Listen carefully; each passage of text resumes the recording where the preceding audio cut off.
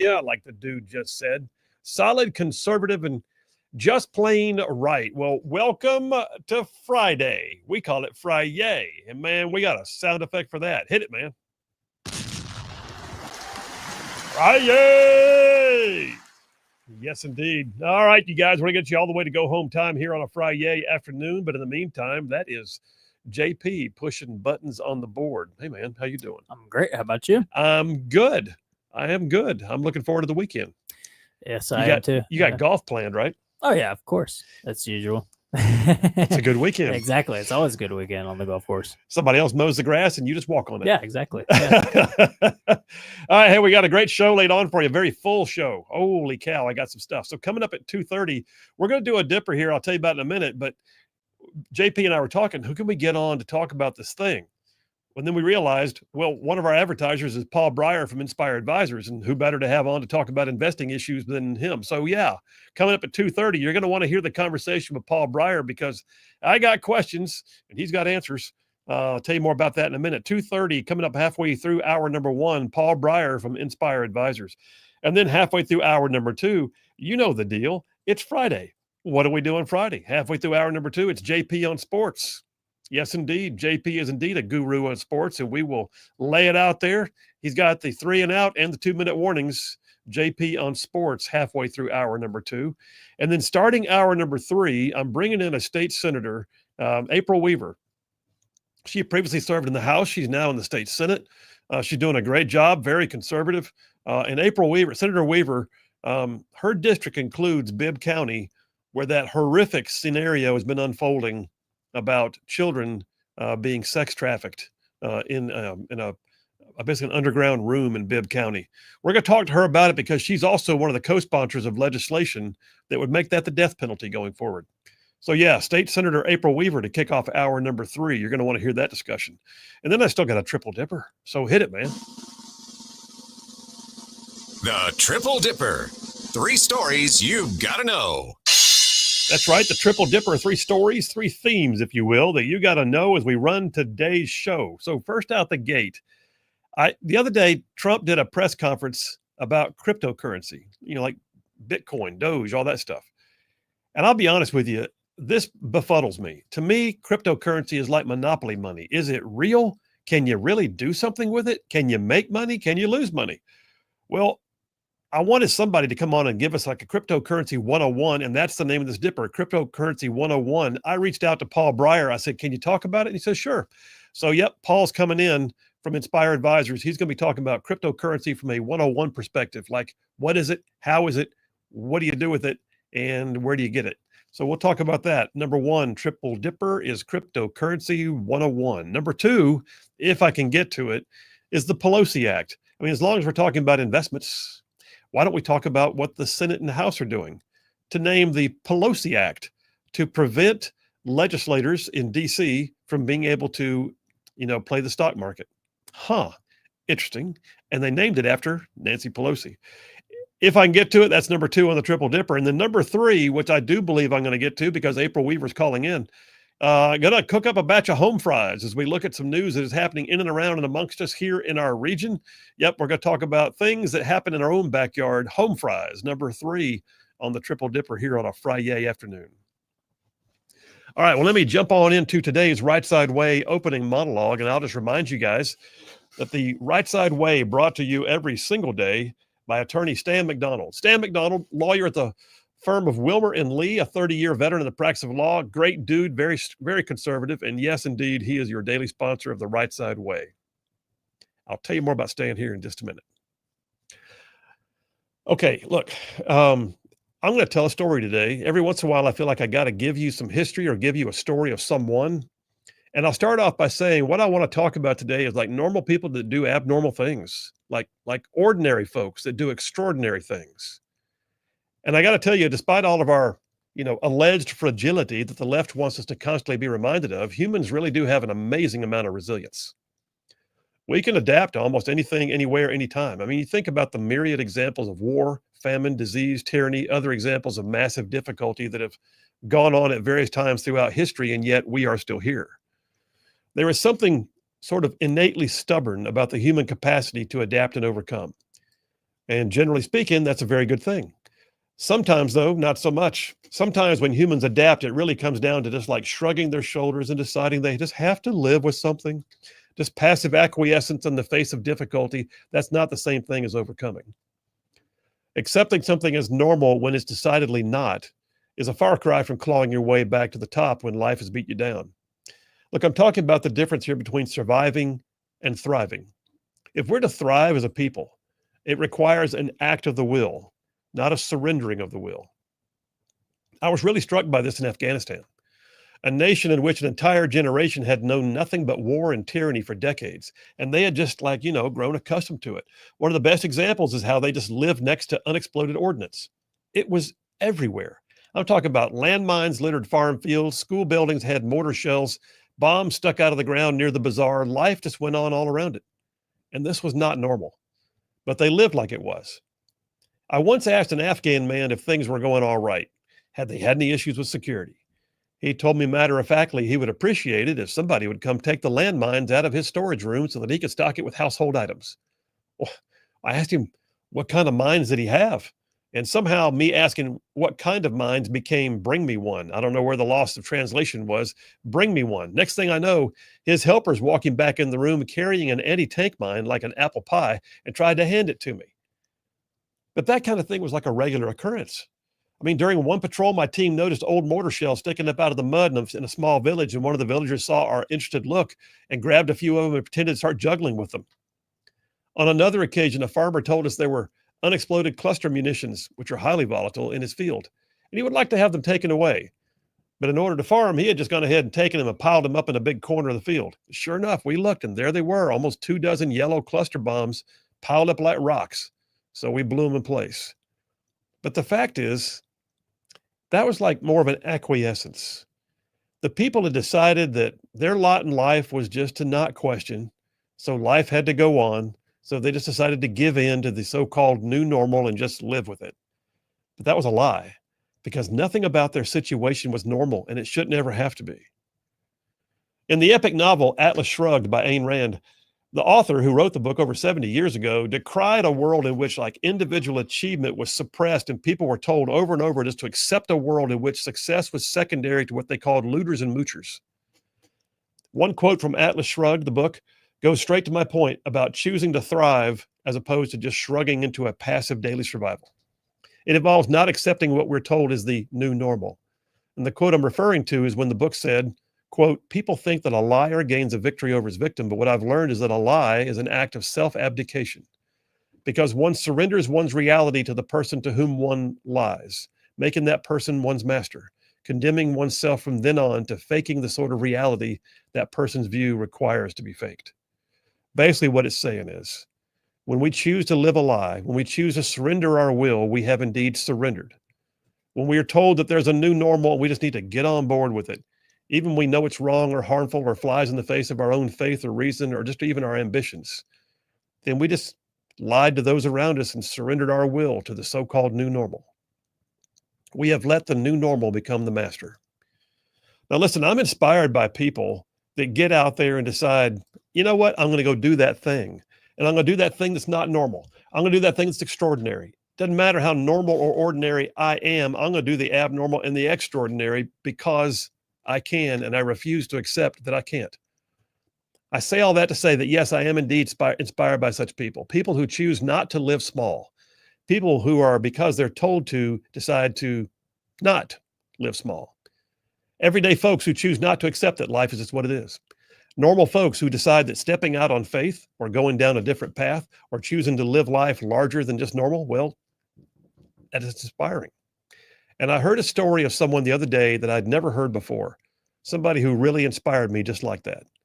She led an amazing life, and you would never have expected it watching her grow up, apparently. She was a little bitty 5-foot-tall petite woman from Paris who decided to go to war. And she did, and she became a legend. Her name was Catherine Leroy. She was born in Paris, raised in Catholic schools, studied music, and thought she would become a classical pianist. But she was a free spirit, too. She learned how to parachute to impress a boyfriend and wound up loving it and earned her French parachutist license as a teenager. But in 1966, at the age of 21, She decided to take the path less traveled and go to Vietnam. In her words, I bought a one-way ticket to Saigon and I flew off with $150 and one Leica camera. I wanted to be a war photographer, but I had never even heard a shot fired in anger. But she went there and she found the office of the Associated Press. She walked in the door with no credentials, and the chief photo editor there decided to give her a chance. He handed her 3 rolls of black and white film, told her if she could get a photo he could use, he'd pay her $15 a photo. Well, she immediately embedded with U.S. troops and she went everywhere they went. She went to war with them. She watched them fighting and dying, and she did it all at their level. Her photographs became legendary. She was featured in major magazines around the world. She won awards, but she also won the hearts and the minds of the troops. And on February 22nd, 1967, she went where no photojournalist, man or woman, had ever gone. Kathleen Leroy, all of 5 feet tall and 85 pounds soaking wet, strapped on a parachute and made the only major airborne combat assault of the Vietnam War when she jumped into Operation Junction City for the Battle of Dak To with the 173rd Airborne Brigade. That's amazing. JP just put a picture up on the screen. You could see her wearing the parachute right before she took off. The jump masters had to put extra weight in her gear because they were afraid she'd blow off the drop zone being so small. It was the largest airborne operation since World War II. And Kathleen Leroy, who jumped in with the 173rd Airborne Brigade, descended under canopy, photographing paratroopers as she came down. Junction City was 82 days of combat in which 282 American soldiers were killed and over 2,700 of the enemy. And the day after her jump, Brigadier General John Dean pinned on master jump wings with a gold combat star on her chest. In May of that same year, just a few months later, while embedded with Marines, she was severely injured in a mortar attack. Shrapnel from the mortar round caused severe life-threatening wounds, causing the battlefield medics to really believe that she was initially dead. But it turns out that one of her cameras had actually stopped part of the damage.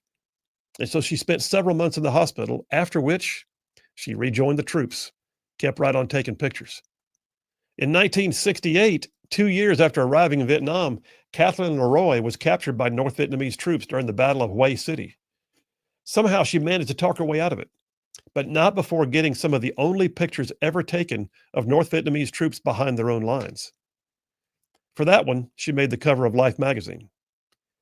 She finally came home a bit jaded 2.5 years after arriving in country. Her life was by no means perfect. She got crazy at Woodstock. She bounced around the country as a hippie for a while. She got into drugs for a bit.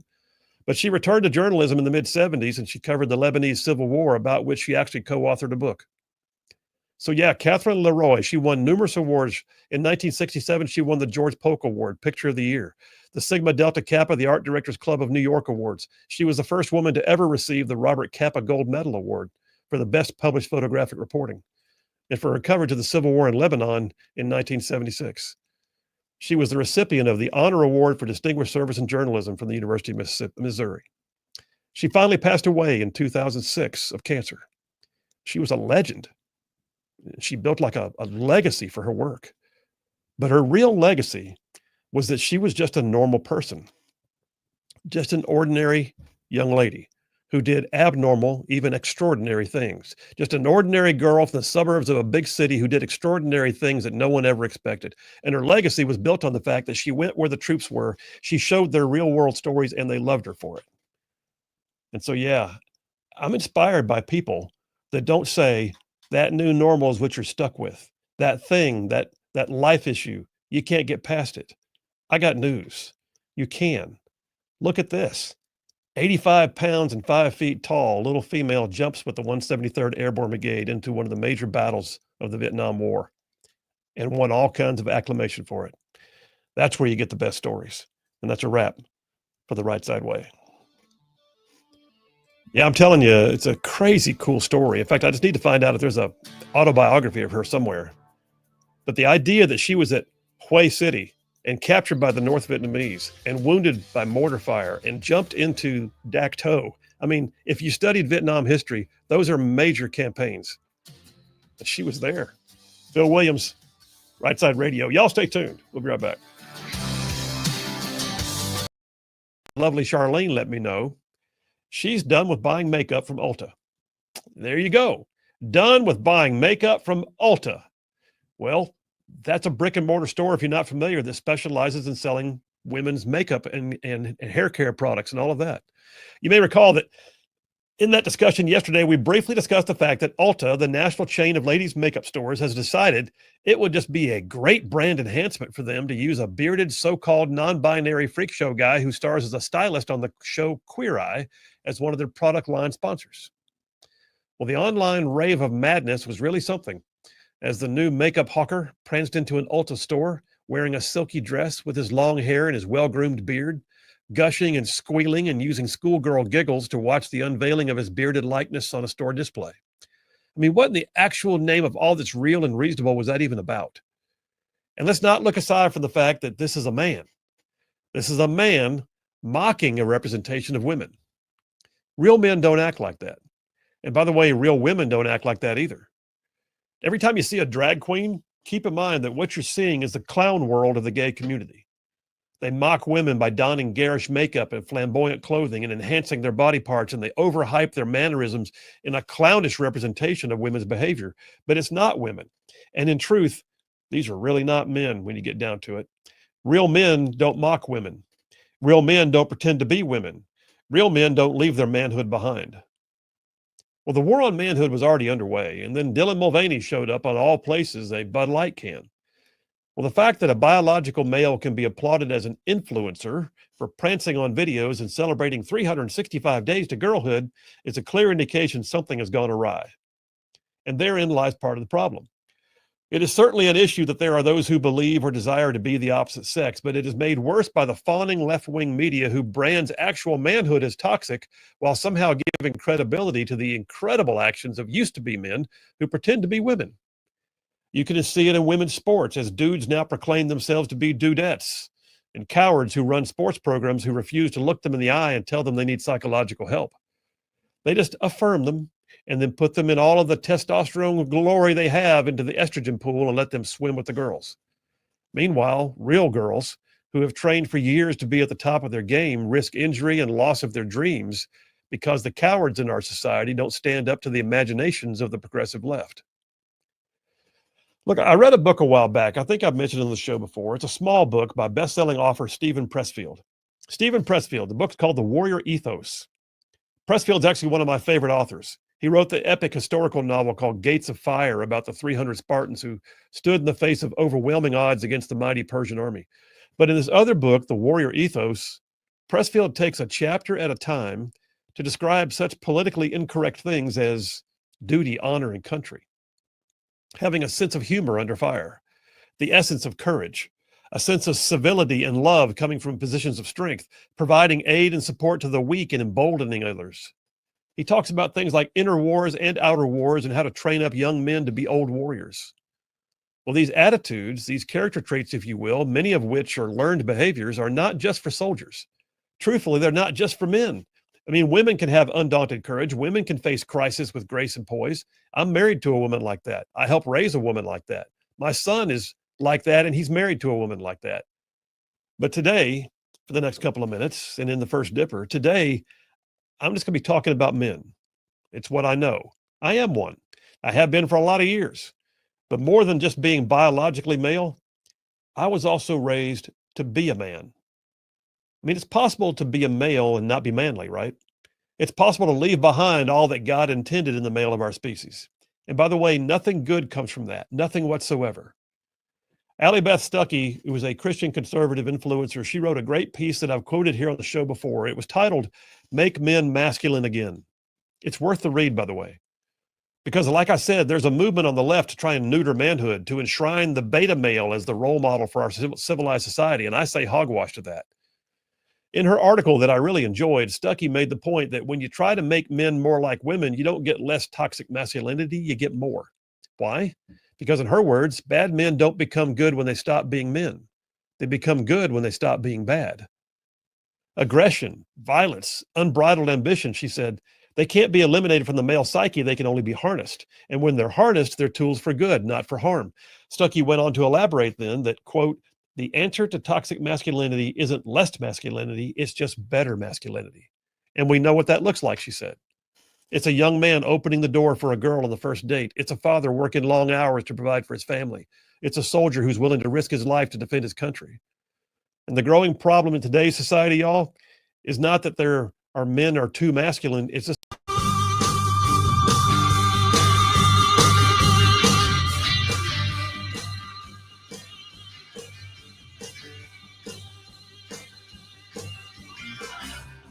and we are back. Phil Williams, Rightside Radio, solid conservative, just plain right. Man, saving the world one soundbite at a time. All right, coming up in just a few minutes after the next break, we're going to go right to the phones with Paul Breyer from Inspire Advisors. Before I get to that point, though, remind you that every single day, the Right Side Way monologue is brought to you by attorney Stan McDonald. Yep, attorney Stan McDonald, partner at the law firm of Wilmer and Lee, 30-year veteran in the practice of law, longtime conservative. I'm talking about in the mix, in the trenches, in the fray, on all the policies and the politics that right side ruffians really care about. So yeah, Stan McDonald, I know him personally. I can tell you he's a good lawyer. He's represented his clients in literally thousands of real estate transactions over the years. He can stand up for you in any local, state, or federal court. I like to say if Stan McDonald's on your side, you're going to have no greater friend. Likewise, your adversaries would have no greater foe. So all that to say, if you need a lawyer in North Alabama, let me tell you how to find him. Attorney Stan McDonald, the law firm is Wilmer and Lee, and here's his phone number. You ready? 256-479-3020. That's 256-479-3020. And tell him you heard about it on Right Side Radio.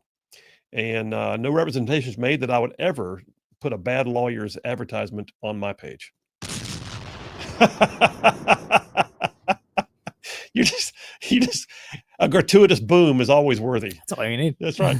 Let me get a couple of text messages before we go to the break and come back with Paul Breyer from Inspire Advisors. Alex Mathis says, Colonel, you are making me squall. Stop it. Well, thank you, Allie. By the way, Allie is one of those people that I'm talking about, who is willing to get outside the box and do the thing. Appreciate you, sister. Bruce from Springville says, the following is written in the Bible for a reason. Quote, I can do all things through Jesus Christ who strengthens me. Bruce, thank you very much. Michael from Moulton says, I want to play golf with JP and take his money while teaching who a man named Jack Nicklaus is, since he thinks Tiger is undoubtedly the best ever. Let's do it. We can debate each hole. Oh, my gosh.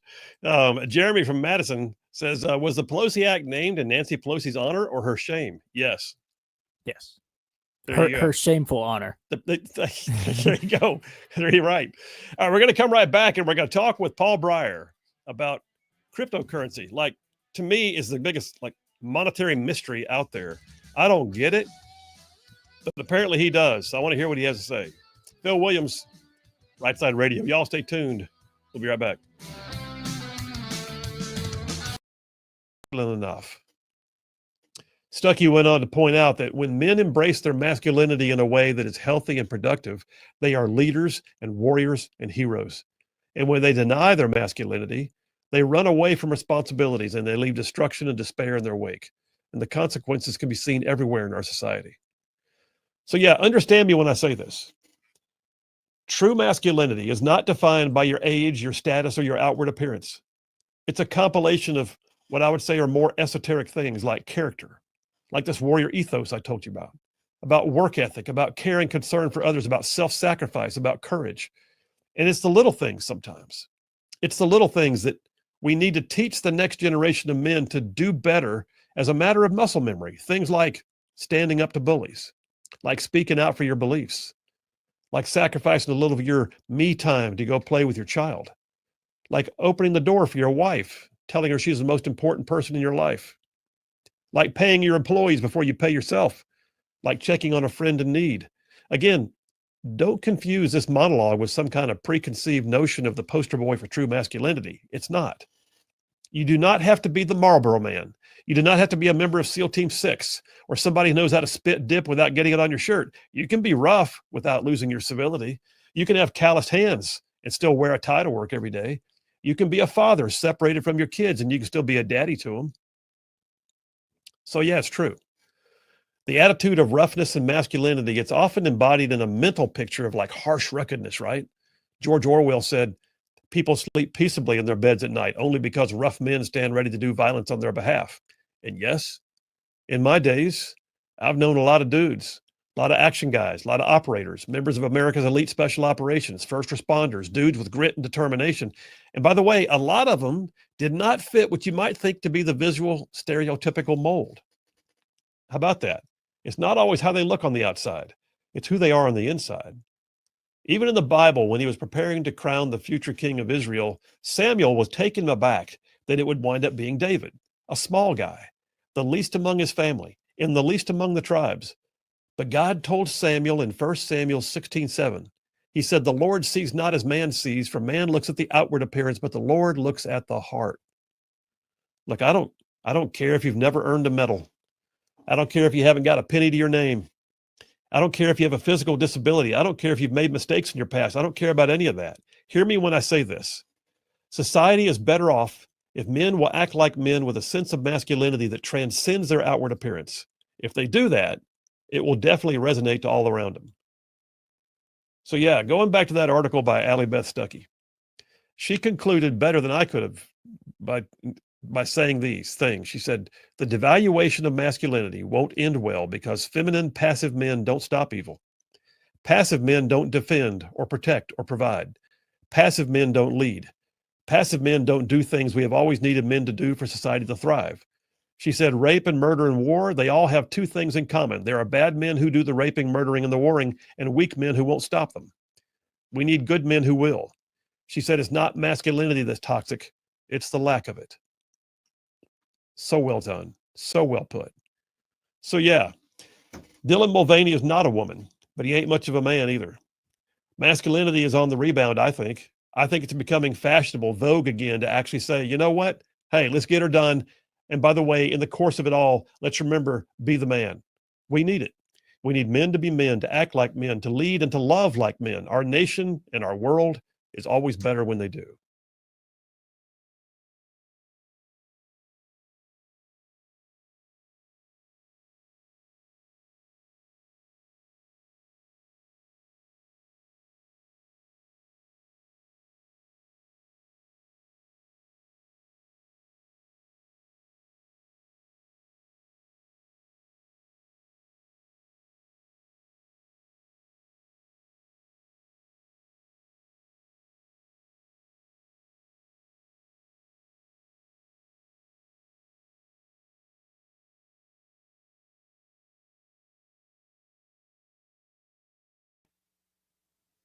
Hey, all you Rightside ruffians out there, you are listening to Rightside Radio, solid conservative, just plain right.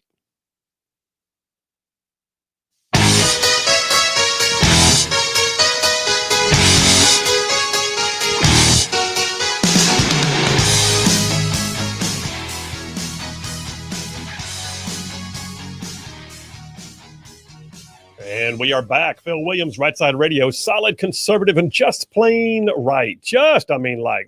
Man, covering down on some major ground across the southeast U.S. of A. I won't say all of it because I got a guest on the phone, but the bottom line is we know you guys are out there on radio. We know you're on podcasting. We know you're live streaming the show. End result is wherever all of you audience members are, we love you. We appreciate you. You're the reason why we do what we do. So thank you very much. Hey, I'm going to bring somebody on here momentarily who has been a sponsor on the show now for quite a while. And Inspire Advisors is actually very cool. I mean, everybody has an opportunity to hopefully invest in their own retirement at some point or set aside for the future or, work the market and try to have a responsible way of doing that. And sometimes you never know what you're investing in. You're just doing the best you can with the market. Well, what if you could also sort of back that up with what they call it Inspire Advisors, biblically responsible investing. So I say all that to say we're pretty excited to have him as a sponsor on the show. He also sponsors JP on Sports every Friday. But the other day I told JP, I said, I want to do the thing on this cryptocurrency, like Bitcoin, Doge, all those. I have no idea how to talk about it. I feel like I should, but I don't. And to me, it feels like monopoly money. It feels like a thing that's not real. Like you look at it and go, okay, how is that? Where do you keep it? Well, I thought, wait a minute, hang on a second. We can call Paul and see if he does. And he said, sure enough, I'll come on. So yeah, I'm going to quit talking right now and just say, welcome back to the show, Paul Breyer. How are you? I'm doing well, Phil. How are you? I'm good. Thank you for making some time for us on this most esoteric kind of nebulous topic of cryptocurrency. Is it monopoly money? Is it real? Can you spend it? Listen, give us a 101, dude. Okay. Yeah, when you said that earlier, when we were off air, it's like, yeah, it does seem like a lot. And you're not alone. There's a lot of folks. It's just not mainstream yet. You hear about it, but you really just kind of go, yeah, okay, whatever. It's not real. It's real money's in my pocket. It's in my bank. This crypto stuff, I just don't know what it is. But it's an emerging, or has been emerging for quite a while now, as another type of asset class. But let's start with defining our terms. What does cryptocurrency and crypto actually mean? I mean, I guess generically, when you're talking about crypto, I mean, it really encompasses any digital asset now that's secured by cryptography or blockchain technology. That covers currencies, stable coins, which you've been hearing about with the Genius Act, tokens, and the like. But I guess really one of the important parts under that is the blockchain. So what is that? And if you just think of a simple analogy for it, think of a chain of cubes linked together by cryptographic encryption, and it forms the digital transaction ledger for all of these digital asset transactions, and that ledger is distributed across the entire internet. So there's thousands of computing nodes that are all validating those transactions on that ledger all the time. So it's extremely hard to defraud the system because of that, and because of the encryption. So that piece, that infrastructure part, that's really the part that's going to revolutionize traditional finance as we know it. It takes out the middlemen.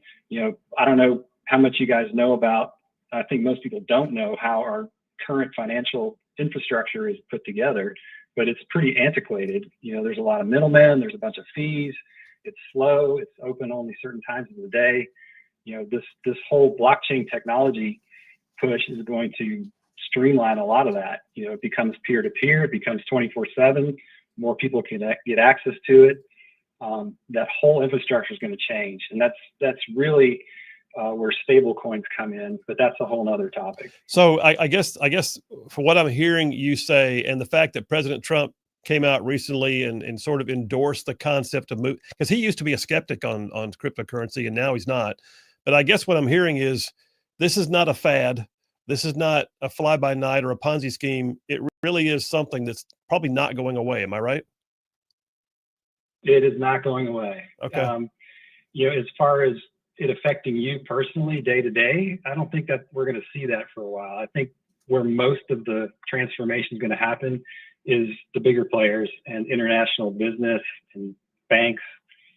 That's where it's going to change a lot. And then over time, it's going to hit us. Okay. Well, that being said, what do you do with it? I mean, so one of the things in my reading, just trying to get ready so I can at least have a conversation with you. My understanding is you can do it individually, or you can also go through a broker, but then you're really doing an online transaction. You're not going down to the bank, like you said earlier, and walking in the door to have a transaction. Am I right?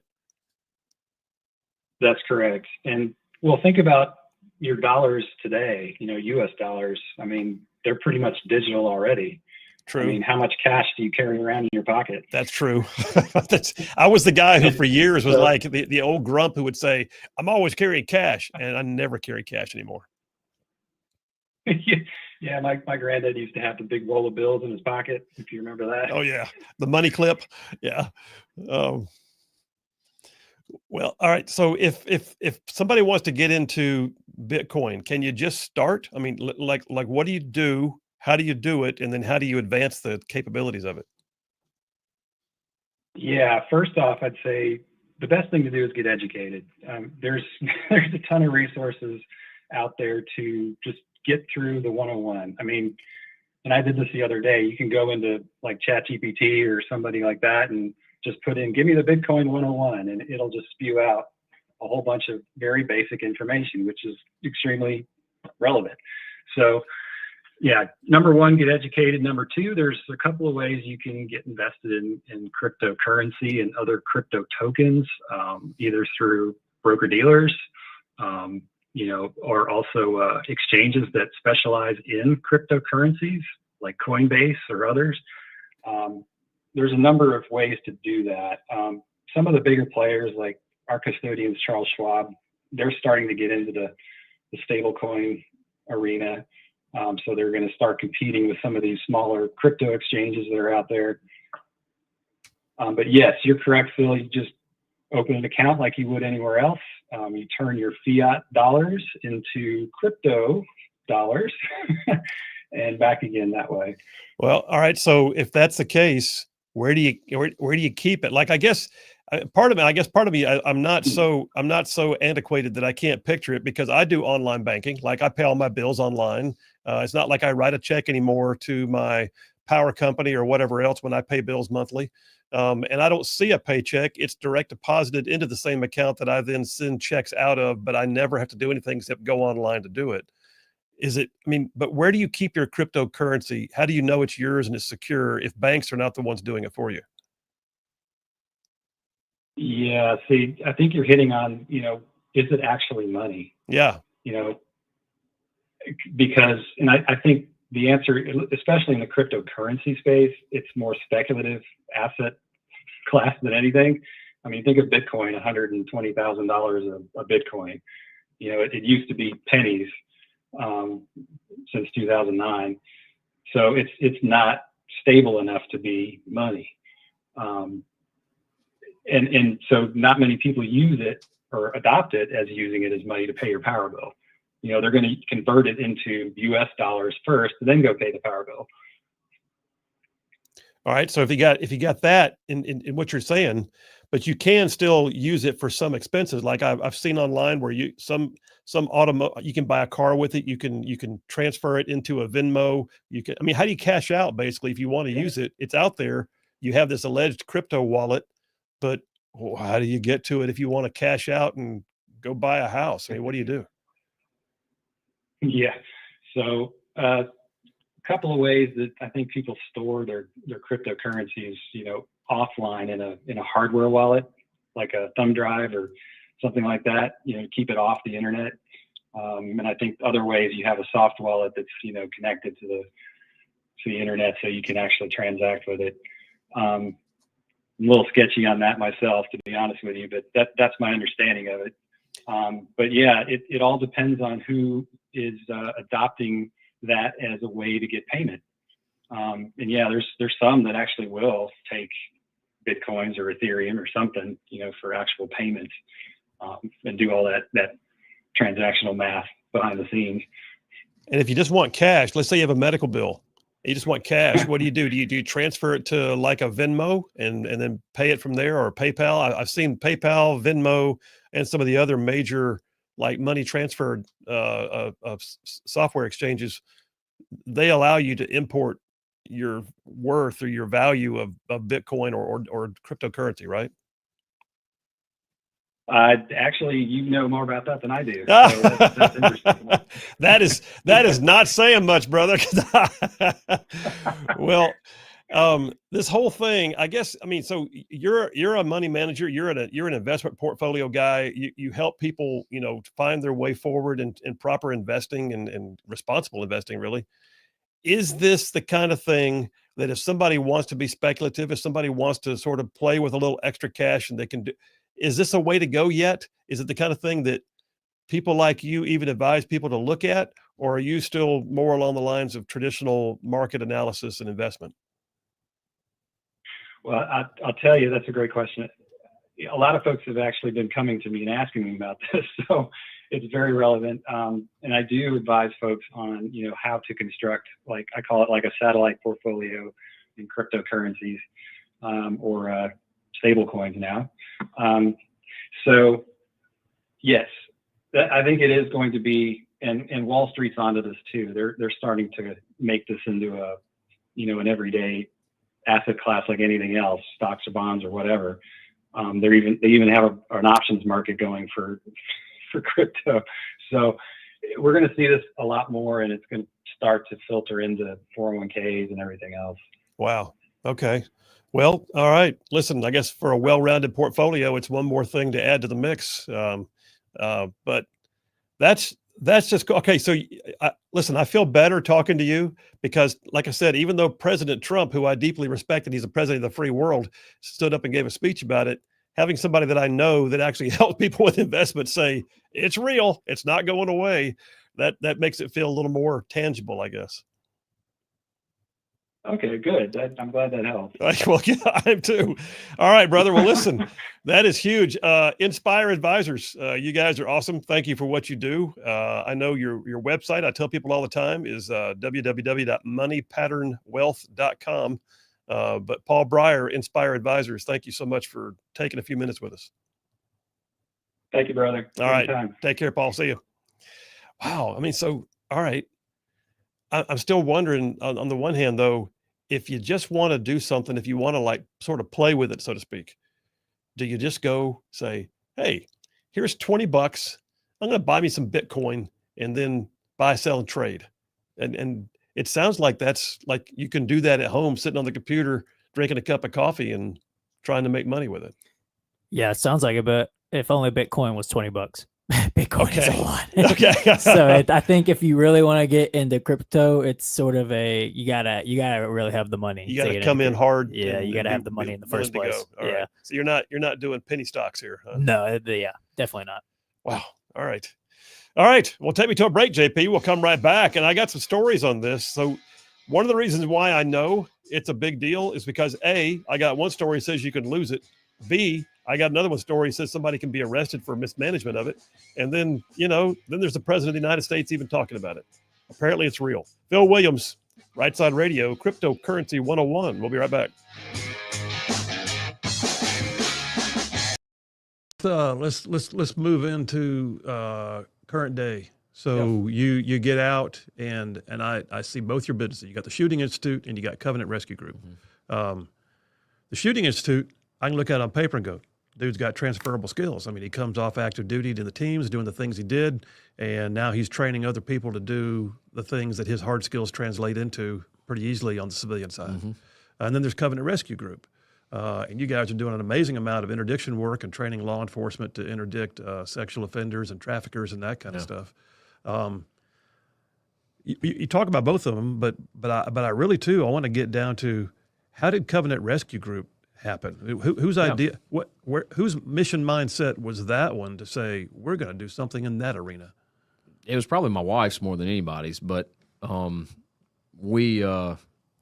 Shooting Institute started actually before I got out, and it's going through all this stuff. Me and a buddy of mine out of Indiana, Troy D. Hart, I mentioned him earlier. We started the Shooting Institute, and together, and he kind of ran it, and then the business became what it was when I got out. And the Lord blessed and grew.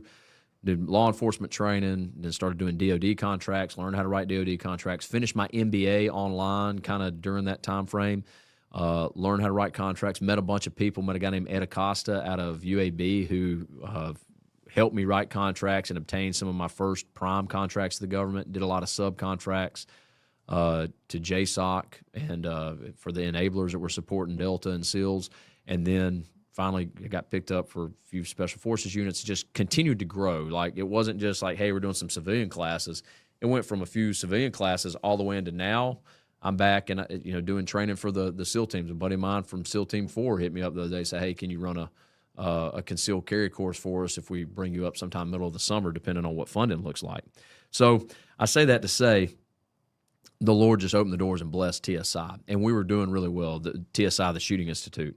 Started doing security stuff. DB8 is the Security Institute because they didn't like the word shooting in a lot of it with these schools and all. So we would write reports for schools. We would write reports for churches. We would look at their insurance policy, talk with insurance agents, get a riders on their policy to cover whatever exposures they had. You're familiar with some of that stuff with what you've done as an attorney. So a lot of it wasn't even the skill set that transferred over. It's just something we learned to do, something I learned to do in my MBA, write reports, and just started doing that.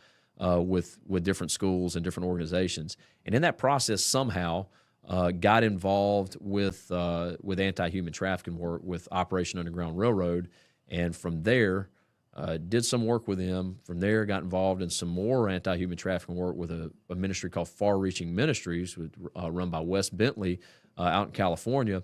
And finally, my wife said, we had people just giving us money.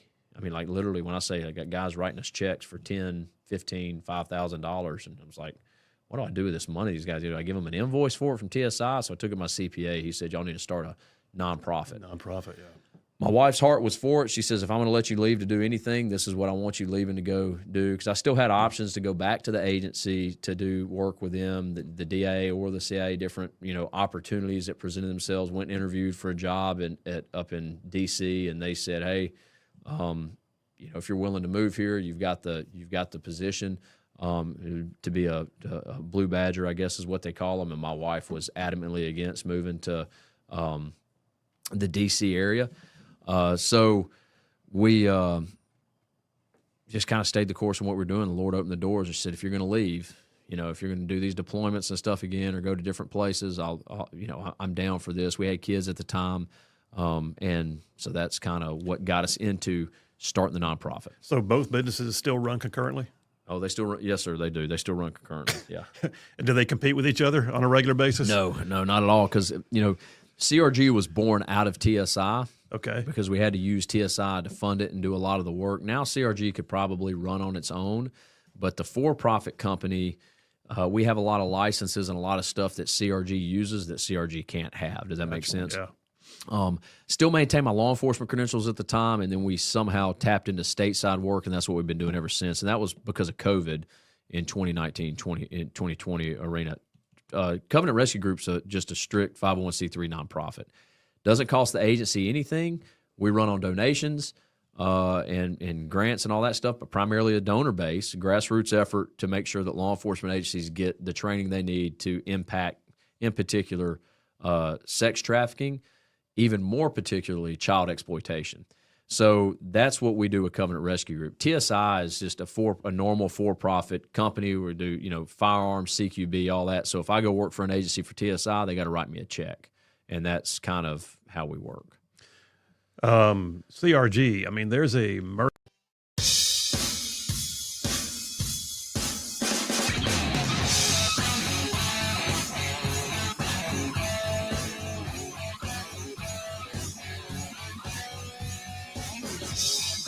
And we are back. Phil Williams, Rightside Radio, solid conservative and just plain right. Just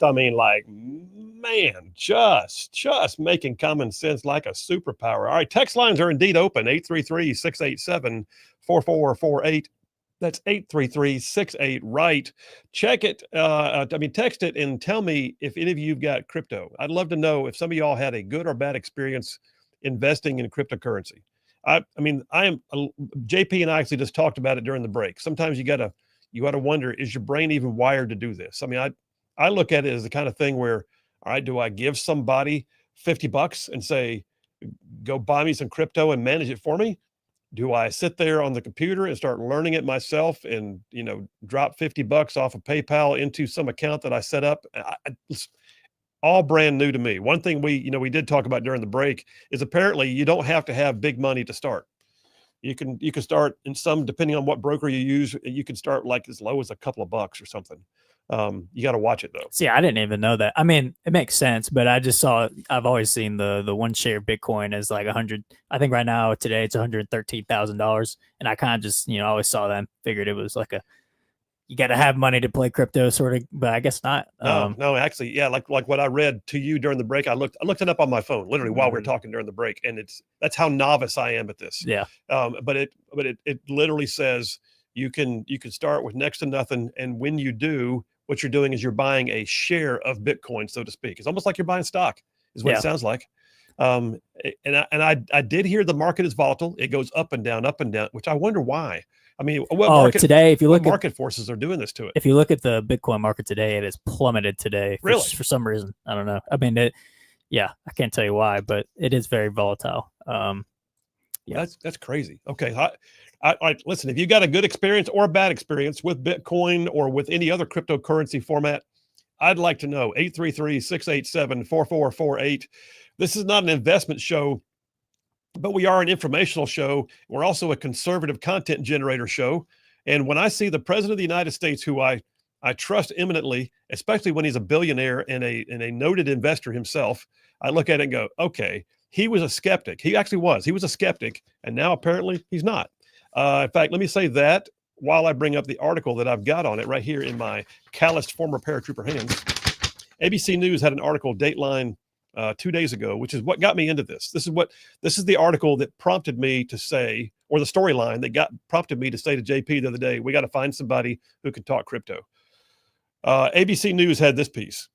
It says that a White House cryptocurrency report was unveiled on Wednesday of this week, offers the first detailed framework for regulators and legislators to execute President Donald Trump's pledge to bolster the American digital assets landscape. But it does omit any new details on a controversial plan to develop a federal digital asset stockpile. All right, so the two pieces there, as I understand it, are the Trump administration realizes that it's like the Wild West right now in some ways on cryptocurrency, which is what a lot of people want. A lot of people don't want the government coming in and regulating it. They don't want to suddenly have to be subject to the whims of regulators and the Federal Reserve and whatever else. That being said, there are others who are screaming for somebody to regulate it because of things that are happening, like what I'm going to read you out in a minute about a story about a guy who scammed a bunch of people. But the other piece of this is there has been discussion. Trump has even floated the idea of making this a part of the federal assets of the U.S. government, like gold, like silver, like, energy sector, like, oh, by the way, cryptocurrency. Are we going to see the Treasury Department managing vast swaths of crypto on behalf of the federal government? I just don't know that's a good idea, but apparently that's why it's not a part of the report. Anyway, it says in the article, once a crypto skeptic, Trump has ordered his administration to supercharge the U.S. cryptocurrency industry, rolling back some regulatory enforcements and championing legislation that would broaden its accessibility and appeal. So he's actually rolling back some, putting other regulations in, trying to create a uniform format for it. And I'll tell you what else he's trying to do. He's trying to get ahead, almost like artificial intelligence. He's trying to stay ahead of the rest of the world to make sure that America is the leader in something that is gaining worldwide traction. Critics are also all just like, the usual TDS kicks in. Critics are absolutely determined that all he's doing is enriching himself, which is just completely asinine because he's not sitting there drinking a cup of coffee at 4 a.m. and trying to do his crypto. He's working on something that is better for everybody. Freedom, innovation, and financial integrity, he calls it. More on this. Phil Williams, Rightside Radio. Y'all stay tuned. Be right back. Subculture out there that bad things happen on a regular basis that a lot of the world doesn't even see. It runs under the table. Yeah. And you guys, and I know because you've been on my show a bunch of times, and you've also I see you in press releases all the time. I can't tell you how many times I've picked up the paper, seen a sting happen in so-and-so county or so-and-so state, and CRG was in the middle of it. You guys actually train, but you also assist. Am I correct? Yeah. So it's you would be familiar with this. It's definitely a Green Beret type, model, or a ground branch type model, or something where you have a combat advisor overseas, and you might be working with the indigenous forces, and you're training them, teaching them what you want to do, and then you go hit a target with them. Well, you're very much involved. I'm still, strapped, got my heater and everything running in with the boys. It's just the boys are a bunch of, Yemenis guys, a bunch of Afghanis, a bunch of whoever they are, right? Afghan National Army, the commando mission, you have one operator, maybe two operators, and 10, good guy Mujahideen fighters, right? 10 Muj going in to take down this target. That's what we did. We do the same thing with local law enforcement. We have our team of individuals, which normally consist of about 10 folks total, that work with takes normally about 20 folks total from an agency. Some agencies will have more, and some agencies will have less, and we'll have to bring more people. But we train them on how to do it. Then we set up a live operation and show them that what we teach actually works, and that's what leads to arrest. Now, it is a training environment. So when they do a press release, we arrested 10 guys, let's say. We average about 10 per operation. That's the average across the year. Some will do 17 and some will do 6, but the average is 10 across the year. We do that operation with those local agencies. Out of that, they might get more cases. The feds might be able to adopt a case if they want to. So they'll still have more stuff they'll have to work on, and we'll follow up with them and see what they need help with. But the initial thing that we do is train them how to target people who are specifically looking to buy or sell kids for sex. And then they can then do it on themselves for other options. That's our goal. We want to work ourselves out of a job. There's 18,000 police jurisdictions, whether it's sheriff's office, municipality, whatever, across the nation. 3,100 sheriff's offices. We'll never hit all of those jurisdictions. Been any one of those particular ops that sticks out in your mind as one that just like stayed with you, like you saw or understood? No, not things? necessarily. I wasn't on this op in particular, but I mean, I was working it. One of our other guys was on it, and we set up the training and did it. But this guy, after they arrested him, showing up for a 14-year-old girl, they found that he had he had video and images of him having sex with his own 18-month-old daughter on his phone. So we ripped the phone. We had that. So now we have a child pornography production and distribution. That and the feds adopted that one. Obviously, that's. And I hope a he good went away nexus for a while. Yeah, he did, and that's the only reason I can talk about that case, because its disposition is over. I want to say it was dealt with probably 2 or 3 years ago. So you helped them actually build the case to make it. Yeah, that's what we're doing. We're admissible in evidence and everything else. Yeah, so our goal was to teach them how to build a solid felony case. Let's use state of Alabama. That's where we're sitting, and it's easier for me to memorize. State of Alabama, we're looking for 13A6, 122, 124, traveling and solicitation of a minor with electronic device, and then 152, 13A6, 152 is our human trafficking charge. You were actually part of that when getting that legislation passed. Recently, a couple years ago, went down with a couple other representatives, Miss Donna Givens out of South Alabama, and got some wording in that legislation change to better help us utilize the human trafficking law for attempted human trafficking. Right, these individuals believe they're buying believe they're buying a 14-year-old, or let's say they're selling, a 12, 13, or 14-year-old to one of us. They believe they're going to sell a child. They're selling it to a law enforcement officer. We're able to roll those individuals on an attempted human trafficking now, because we just changed the wording a little bit. So we work on the legislative side I don't believe in adding laws. I don't think we need to add anything. We just need to, use what we got. You're familiar with that as a legislator. And sometimes hone what we have. Absolutely. To make it match what we're trying to do. As technology grows, we've got to grow as well. So that's what we do. We work on the legislative side, and that end, we work with law enforcement, though, to train them how to successfully use the legislation we have in place to make successful felony cases against people that are buying or selling kids. So between TSI and CRG, which one takes up more of your physical time? Oh, CRG for sure. Really? Yeah, CRG for sure. Which TSI still takes up a good bit of my time. I still teach, but I got a bunch of guys that work for me there as well that I can put on a job and that can teach. And then some of the jobs I have to specifically go on, or there's a couple of guys I have that they have to specifically be involved. But other than that, TSI just it's pretty easy to keep running. I mean, it's pistol, carbine, CQB. It's what we do. A little bit of explosives every now and again, sniper stuff, but it's shooting, clearing, all that stuff. CRG is constantly morphing into a new thing. I'm going to go to a meeting here in just a few minutes when I leave here on another style of operation that we're working on, and we're going to fly out. We've been invited out to an agency that's doing this style of operation next week to see what they do, to see how we can implement that in our training for these other agencies that we're going to. That's awesome. So, well, I would imagine, I mentioned a minute ago, has there been one that stuck with you? And you talked about that guy. Does it make you want to hold your kids a little closer when you go home? Oh yeah, man. I mean, it's I don't get emotional about much of anything, but I get emotional thinking about my kids and some of these individuals we arrest that think they're buying a kid. Some of these individuals that we arrest that are negatively impacting children around them, their lives. And, I would hope that somebody, if this was happening to my girls, if I was dead and this was going on with my girls, I would hope that somebody would help them in this process, would do it. I can't imagine, I can't imagine some of what I've seen happen to these children. Yeah. I can't imagine somebody willing to do that. But we live in a sin-fallen world. It's 100% human nature. It's sin. There's no there's a stupid country song. I hate it. It's say I believe all people are good or something. You know what I'm talking about? Y'all know what I'm talking about, fellas. You know what I'm saying? Yeah, maybe you can play that while I'm talking about it. All people are not good. That's actually the antithesis of what the Bible says. Exactly. None is righteous, no, not one. And This is literally the outcome of who we are, being able to be who we are as flesh, sin-filled humans. And the only thing that fixes it is the person of Jesus Christ. It's flesh unchecked. Flesh unchecked is always going to be a bad thing, and we see that happening. I see that happening in some of the darkest elements of society with what these guys do to kids and women too. Men are primarily a consumer. Anytime we roll women, they're generally speaking a distributor. They sell. Even grandmothers and mothers sell their own.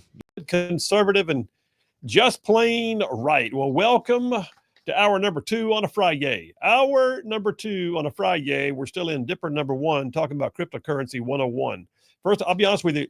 A lot of times I come into the show feeling like I've been the one who's gotten ready to give you all my thoughts on it. This is one where I'm getting educated as we go. I feel like I have learned, that's why I called it cryptocurrency 101 today. I read up to get ready to have a conversation with a guy who was more ready than me. That'd be Paul Breyer. And then even during the breaks, JP and I have looked up a couple more things to make sure. And then you guys are texting in like crazy right now. I want to hear some Bitcoin response, 833-687-4448. I say cryptocurrency response. I mean, 833-68-RIGHT. Tell us your experience with it, good, bad, or indifferent. I got a story here, just so you know. Part of the way you can tell it's becoming a real thing is when the criminals turn up. Just saying. So if you're going to jump into this, make sure you know where you're jumping in. So story that came out yesterday. I got this off of local news in Houston. Actually, the story came out of Cypress, Texas, which is a Houston suburb, I believe. A years-long investigation by federal and state authorities in Georgia, actually, has led to the indictment and arrest of a 42-year-old Texan in Cypress, Texas, who allegedly helped run a fraudulent cryptocurrency business. I mean, listen, he and several others are now facing 91-count indictment, a 91-count federal indictment, as they've arrested people from something like 9 different states, all of whom were apparently leaders of this company that called it XUSD Blockchain Holdings. And they were allegedly selling cryptocurrency. What they were really doing was taking money. And they were creating the whole new coin. It was going to be the thing. You get in now while you can, because when you get in, you'll be in early and you'll have the best, and then you can double your money. Anyway, people were investing like crazy. We're talking like they are now, what was it? Something like hundreds of millions of dollars, I think. He was driving a $200,000 Range Rover. We have victims that lost upwards of $3 million. This is just unreal. But yeah, they were literally just like robbing people left and right, claiming to be a cryptocurrency exchange. The other thing you have to look at is the fact that I mentioned the U.S. government is diving right in, but then there's stories like this. This is the most bizarre story. And I got to tell you, it also is the cautionary tale, because sometimes what looks like something to you may be nothing to somebody else. Classic example is a story I pulled off the BBC. Dateline, 1 month ago. 1 month ago, I'm sorry, 2 months ago. A documentary is now being made about the man who lost a hard drive containing 570 million pounds worth of Bitcoin.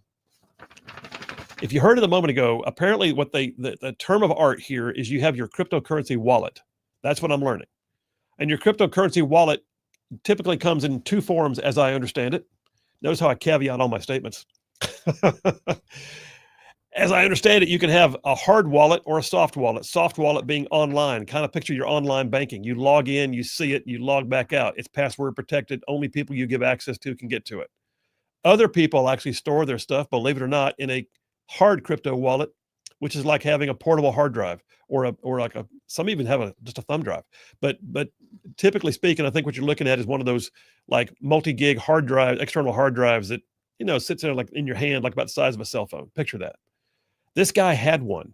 He had been in crypto since the beginning. I'm talking about since like 2013. He had been all over it and just buying, selling, trading, working his way up. He had something like, they say, upwards of 570 million British pounds worth of Bitcoin. That's still going to be hundreds of millions of dollars, depending on what the exchange is. And then his roommate threw it away. I kid you not. Yeah, that's grounds for a whooping. Threw away like the thumb drive? The hard drive. The hard drive is now gone. He cannot access his wallet. He's got hundreds of millions of pounds that are in a landfill, he believes, in Newport. Where's Newport? I guess Newport is a British community, actually, British city. Yeah. He's gone to the Court of Appeals in London trying to get the city to give him rights to dig, because there's hundreds of millions of dollars, he believes, somewhere buried in a hard drive. If he can just get to it, he can crack it back open and get his stuff. But I'm thinking, first of all, it's deteriorating in that landfill now. Can he even access? I don't know, but you never know. Well, right now, what we're looking at is there's a documentary being made about him, because he has petitioned the Newport City Council. They won't let him have access. He then offered to buy the landfill because he believes it'd be worth it to buy the landfill, make money on landfill operations, but then still be able to dig because he owns it now. They won't let him do it. So now he's gone to the high court asking them to throw out any rejection of his efforts to do this. But he is hitting up on one thing, and there's going to be a reality show about his attempts to get his Bitcoin back. Wow, that is nuts. That is crazy. Can you imagine coming home? How much of a beat down did that roommate get? Probably something like this. Yeah, but which one was doing the screaming? That's what I want to know. Probably both at that point. You can actually spend it. That's one of the things we understand. You can actually spend it. In fact, as I was talking with Paul Breyer a moment ago, I think he even said, well, you may be more astute than I am, or something like that. No, not really, Paul. But it does say there are ways to invest in crypto. You can bring it in and out by using PayPal, Cash App, and Venmo are three of the major sources for, I guess, being able to cash out. All I know, man, is it still feels like monopoly money to me. Well, I mean, and Paul made a great point of, I mean, I feel like 95% of the human population just uses digital banking. So like, it's like those are numbers on a screen, too. So and that's exactly right. So I mean, it's almost like, this is just the new era of currency, whether you like it or not. I think it opens the door for a lot of, if money is just numbers on a screen, I think that's opening Pandora's box. Yes, it is. Just a little bit. Yes, it is. But I mean, that's just where we are. Next thing you know, they're going to microchip everybody and put the mark of the beast on your forehead. But I do think, and from what I've gathered, the Genius Act is with stable coins, and which is actually linked to the US dollar. So hopefully that can be a safer alternative. And I'm glad that we actually have a president who's, aware of that world and trying to do something to help it. But yeah. All right. That's what I know. Hope it's been education for you, because it was for me. Let me jump in on some text messages and get caught up, because some of y'all have been texting since back when I was doing the monologue. John from Huntsville says, Phil, spectacular monologue. And I'm not one of those normal people who just check out my YouTube videos. I'm not one of those normal people who just check out my YouTube videos, he says. Yes. Also, did you hear that Trump fired the Labor Statistics Commissioner due to weak job numbers? By the way, JP, have you ever heard of domino golf? It's much harder than regular golf. Domino golf? You ever heard of that? No, I have not. I have not heard of domino golf. But what was the one you were talking about that Tiger Woods is involved in? Oh, the Indoor Golf League. Yes. It's I can't remember the exact name of the league, but they're pretty much in a arena stadium, and it's all. Is it arena golf? Yeah. Well, no, it's like on a screen. So like the first drive, this is a rabbit hole, but the the tee shot is up on one of those screens, the monitors, the big screens, and then they use computer to pinpoint on an actual green behind it where your ball would have landed. And you play from there. You pay your green fees in cryptocurrency. Well, no, there's no green fees. It's turf. So, yeah. Oh, Bob from Madison says, I've been dealing in Bitcoin for a number of years through a fund called Grayscale. They have funds of all sorts of cryptocurrencies. I'm currently invested in Bitcoin and Ethereum. Okay. All right. There's somebody who has apparently been in it for years. If you're in it for years, that means either you don't care or you do care. So I'm going to say you probably do care. Thanks, Bob. TL from Huntsville says, on crypto, just got started. You can start in small amounts. You can buy a portion of a Bitcoin. It fluctuates a lot on daily news, like the announcement of the Genius Act. Okay, cool. I'm loving this. I got an audience full of people that already do this. Tom with all the kids says, don't tell anyone. I've got $500 in my wallet, but only because it's time to pay the kids their monthly commissions. Actually, though, my preference is silver and brass and lead, he says.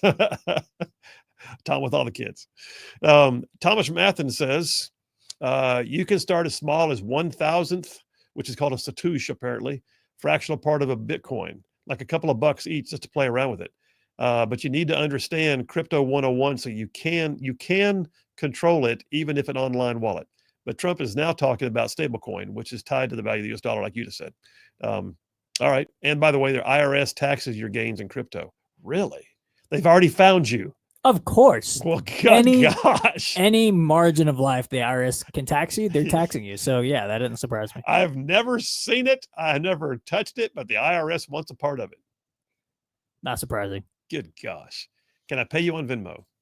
Thank you. Chris from Starrett, Alabama says, I trade on the Robinhood app and I have Dogecoin trading at 20 cents and Shiba in trading at something like 0.000012 cents. Good Lord. Okay. Jack from Huntsville says, about 10 years ago, I was sitting at a bar and the guy next to me was getting hammered and I was soon his best buddy, if you know what I mean. He gave me an inside stock tip in some company that he was with that made this thing called blockchain. Well, I completely ignored it, and I have wondered for years if I'd be a gazillionaire if I had just listened. Mm-hmm. That's a crazy story. That's not your cousin Jack, is it? No, okay. Not bad enough. No. All right, tell you what, we'll take a break right now. We'll come right back. I'll get a few more text messages, take us down to the bottom of the hour. Cryptocurrency 101 is where I've been. I want to hear your thoughts. 833-68-RIGHT. Text me. Tell me. Crypto, yay or nay? Phil Williams, Rightside Radio. Y'all stay tuned. We'll be right back. So part of my eclectic resume, as we get towards the end here, but part of my eclectic resume is that I spent the first 10 years out of college working full-time with kids in ministry and in counseling, and I worked in an adolescent treatment center for a period of that time. And every time I thought that I'd seen the worst that a world could do to a kid, another kid would come in and it'd be worse. 100%, man. And you just got to stay in the fight. That's right. Yeah. So let me ask you this, just in closing. We've talked about a lot. I can see your heart. I can hear you talk about your family. I can hear you talking about your career, the things you care about, you're passionate about. But your little girls, if they had a chance, if God forbid something happened to you and 10, 15 years from now, they were able to watch this video, what would you want them to take away from it? Dang, man, that's a heavy question. No, I mean, first and foremost, I want them to know that I love them, that anything that I do is in the person of Jesus Christ. That is the most important thing. If there's anything they can take away from their daddy, it's who you need to be in the person of Jesus. And hopefully the life that they've at least seen me live has been one that has elevated Jesus, not me, not my stories, not all this, the SEAL team stuff. All right, that's all cool. I want my girls to say, yeah, we're proud of who our daddy was, but pride comes before the fall. Don't be proud of daddy. Be proud of who daddy was in Jesus. Be proud of Jesus. And as Paul said, I hope that they can mimic me as I mimic Christ. That's my hope. That's what I want them to know. I love them and live in Christ. Thank you, brother. Appreciate you, man. Yeah, man. Thanks for what you do. Hey, thank you. Though some interview with you where you said that you found one of Ric Flair's robes on an online auction or something like that. Oh yeah, so you saw. And you got it. Yes, I've had several robes through the years. I was collecting these robes before I knew Rick, but kidding. I knew they were investment vehicles. Let me explain. If you're not familiar with pro wrestling, he used to come to the ring in something that looks like Elvis Presley or Liberace would wear it. More like Liberace, I would there say, you go. But you remember like the jumpsuits that Elvis wore with all the sequins everywhere and the crazy designs. Well, Flair did that, and he thought it was a big part of the presentation, and that actually went back to Gorgeous George. Gorgeous George is kind of the innovator of that. Yeah. And even Muhammad Ali would say he borrowed from Gorgeous George's rap. It was all just about promotion. So Flair became, I guess, the second nature boy behind Buddy Rogers and started putting that, on some sequins on a robe. And they got more ornate and more fancy. But then one day I'm just scrolling. I'm a sports collector. So I have like an old pair of Ali's trunks and Tyson trunks. And I've got Joe Montana's jersey and just lots of silly stuff like that. But I thought from a wrestling fandom standpoint, like maybe the coolest thing you could own would be a Ric Flair robe.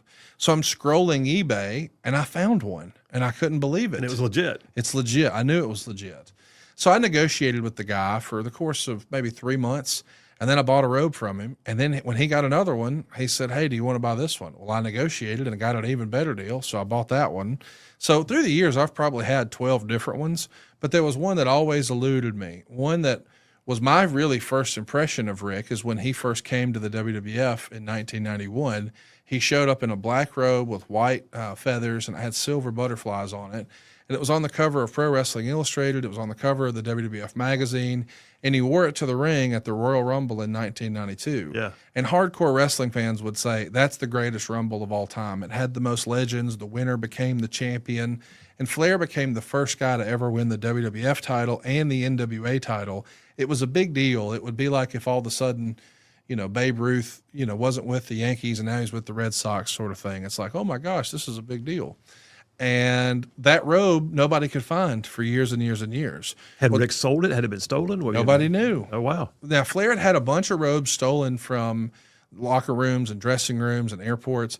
All he knew, and even ex-wives. But he did say, "Hey, I don't know where it is, so it's clearly stolen because I didn't sell it." Well, it turns out the story we've heard is he forgot after a Monday Nitro in 1995 and left it hanging in the closet in Johnson City, Tennessee at a Holiday Inn. And they didn't know how to get a hold of him because in 1995, it's not like everybody had cell phones like they do now. Right. So somebody just kept it. Well, while they were filming Most Wanted Treasures for A&E, which is a WWE program, they found it. Well, it turns out the guy who wound up seeing the auction on eBay, he actually had a program set up to track when anything Ric Flair related was listed, because he had found some interesting things through the years that way. So the dude had his own algorithm for searching Ric Flair stuff. He did. Wow. And he found this robe before anybody, and he bought it dirt cheap relative to its value.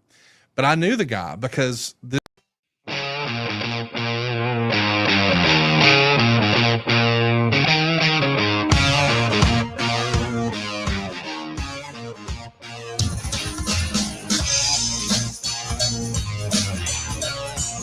And we are back. Phil Williams, Rightside Radio, solid, conservative, and just plain right. Pulling pins on truth grenades. So I'm finishing up this whole section on the cryptocurrency 101, and I'm asking some of y'all to tell me whether you had a good experience or not with it. Brad from Limestone County says, regarding Bitcoin, yes, generally good experience. And then he said, I talked to okay, is that's related to something different, I guess? No. He says he wants you to talk to Jeff Porks. This guy named Scott Tyndall hosts a Bitcoin cryptocurrency program. Apparently has a station on Talk 106.5. Oh, yeah, down in Mobile. Okay, Beyond the Blockchain. You know what? I think I may have run across that guy at a API dinner, Scott Tyndall. Okay, I will check that out. Thank you very much. Good to know. Jeff Rowe from Indiana says the guy that lost his hard drive. So if he never claims it, where does it go and who does it go to? I don't quite understand how Bitcoin works, I guess. Well, that's a great point. So what happens to Bitcoin that, like, if someone dies, how do you access it? How do you give them the letters testamentary of the estate and say, I want his Bitcoin? Bob from Madison, the most recent one, actually says if you buy a cryptocurrency directly, you have to keep a many digit number for an unlock code. So that's why you need a crypto wallet, and that's why that's what was on the hard drive, the guy in England you mentioned. That's right. So you need a code, I guess. That's what it was. He can't get to his crypto code. That's what it was. Yeah. Okay. Wow. Bob, thanks very much for clarifying that. That's crazy talk. John from Huntsville, Phil, I wouldn't invest in cryptocurrency because I believe it's the groundwork for the mark of the beast. Well, I hear you. David from Huntsville says, I used to roll my eyes when I listened to the host of the Free Talk Live radio show in 2012 when they constantly hyped up Bitcoin as an investment. I should have bought it then for like 25 cents. Okay. And then Shag Nash the Atheist is Shag's been drinking apparently. It's never a good idea to drink and text the show, Shag. But he starts off by just basically saying that, the GOP sex offenders, all that again. And then he talks about he starts about basically changing scripture to fit his narrative and misquoting scripture because he thinks it's funny. And then he goes into crypto as a pyramid scheme for crypto miners and takes advantage of gullible libertarians. And how do you grifters sleep at night? Shag, put the bottle down, step away from the radio. Anyway, all right, listen, all that to say, there's a whole realm of stuff out there that talks about how to do this. I would just say do it responsibly. Just do it carefully. Just get into it. If you're new to it, get into it in a way that is vetted. and is going to be, insured, if you will, something that is stable. But it sounds to me like it's real and it's here to stay. So there's that. Hey, I'm going to touch on one quick story that is in the news right now that is totally off topic. All right, because I can do that because I own the microphone. But there's something that came out just a little bit, I guess maybe in the last couple of hours. A very interesting story. So apparently, you got a call? Well, I'll tell you what, then I'll hold this story because it's not totally breaking. Let me go to the phones real quick. Brad from Limestone County's on the phone. Thank you for catching me real quick. Brad from Limestone County, how you doing? Well, hello there, Mr. Williams. Long-time texter, first-time caller, as they say. Well, glad you're here, man. What can I do for you? Well, regarding Bitcoin, Yeah. let me just say right out of the gate, I am not an authority. There are better authorities than I am. But for instance, this guy's hard drive that he lost, if he can't recover that thing, those Bitcoins are gone forever. They don't make anymore. I mean, you can mine more, but there's not a way to recover Bitcoins that are lost.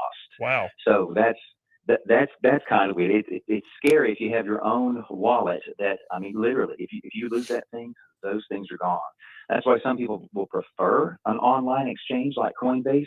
But the scary thing there is that somebody can hack Coinbase and they can steal the Bitcoins from you there. It's fraught with a certain amount of peril, but it doesn't have any more peril, I don't think, necessarily than having your dollars in a bank someplace, except that maybe you have the FDIC behind you. Let me recommend one more guy to you that you might talk to. There's a fellow named Jimmy Song, and Song is just like singing a song, SONG. He wrote a book called Thank God for Bitcoin. I think he was one of the co-authors of it, and he may be a guy that you can get on to talk about Bitcoin. He could be more of an authority than I am. All right. Hey, that's good stuff. But Brad, do you actually assist others, or you just invest yourself? I bought some a few years ago and have, for the most part, been able to watch it go up. But there have certainly been times when it's gone down. But I haven't done a whole lot with it.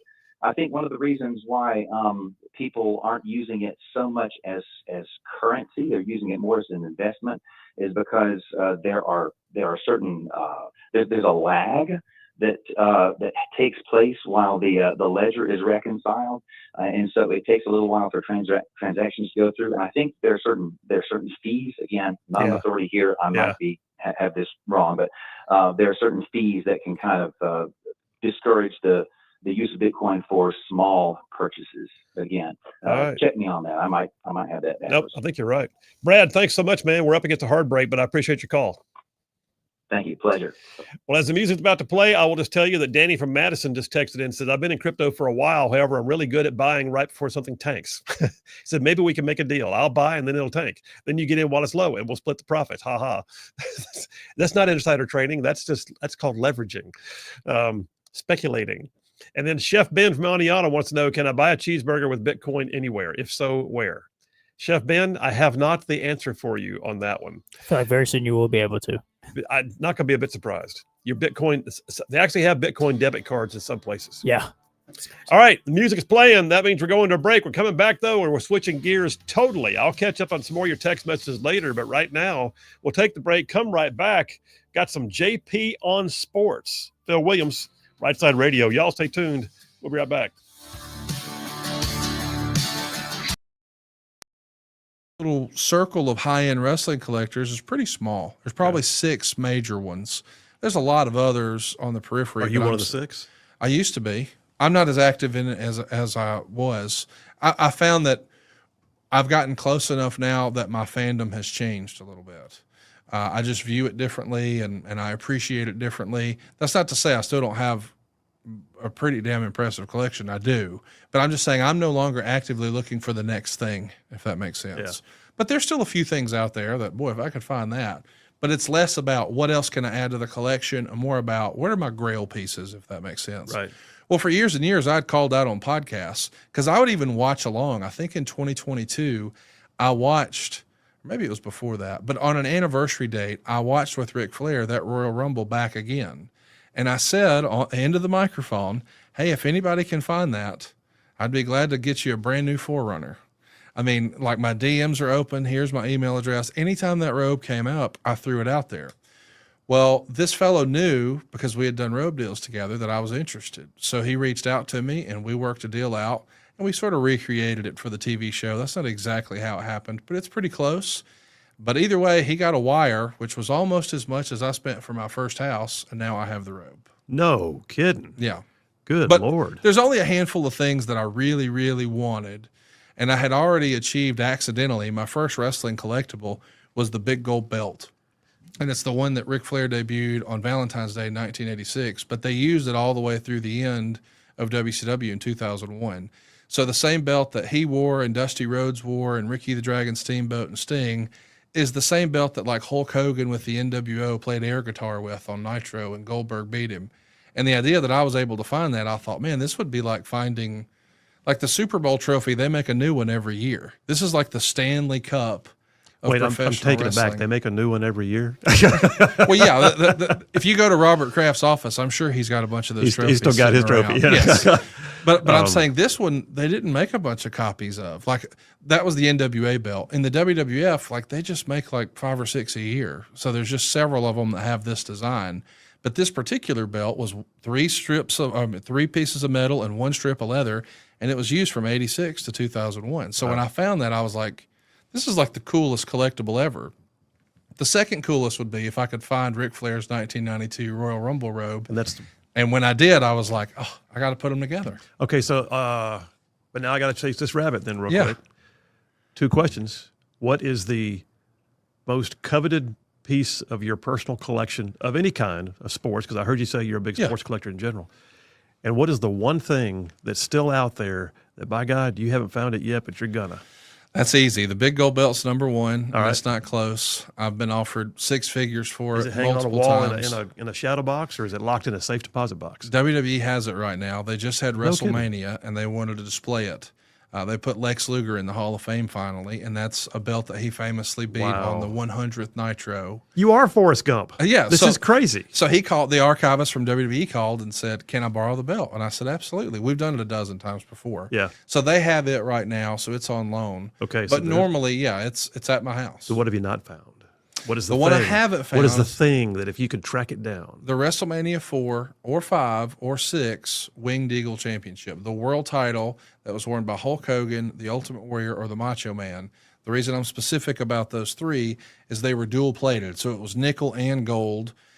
Starting at WrestleMania 6, every belt after that and through WrestleMania 14 was like all gold. But the look of that one, because that's when I really fell in love, was WrestleMania 5. The first WrestleMania I saw was on a double tape VHS at my grandfather's house. Once upon a time, we used to go to like movie gallery. Remember those days? Man, yeah. And so that's what my parents did. They were like, hey, this is a double tape set. This will be a heck of a babysitter for our 7-year-old annoying son. So I got to watch WrestleMania 4 and fell in love with pro wrestling. I had never seen it before. I was a G.I. Joe He-Man guy. So now to be able to see this was like, this is like a real life cartoon. I'm in. So if I could have the world title that one of those guys. Hey, all you Rightside ruffians out there, you are listening to Rightside Radio, solid conservative, just plain right.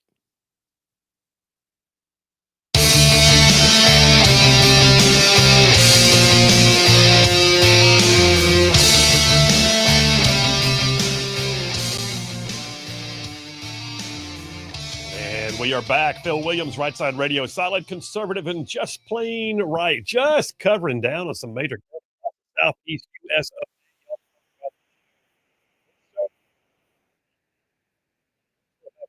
I'm talking about from Tuscaloosa back over to Gadsden. I mean, all the way down to that loveliest little village on the plains we call Auburn, straight across the line from there to what we call Fort Benning once again. Benning.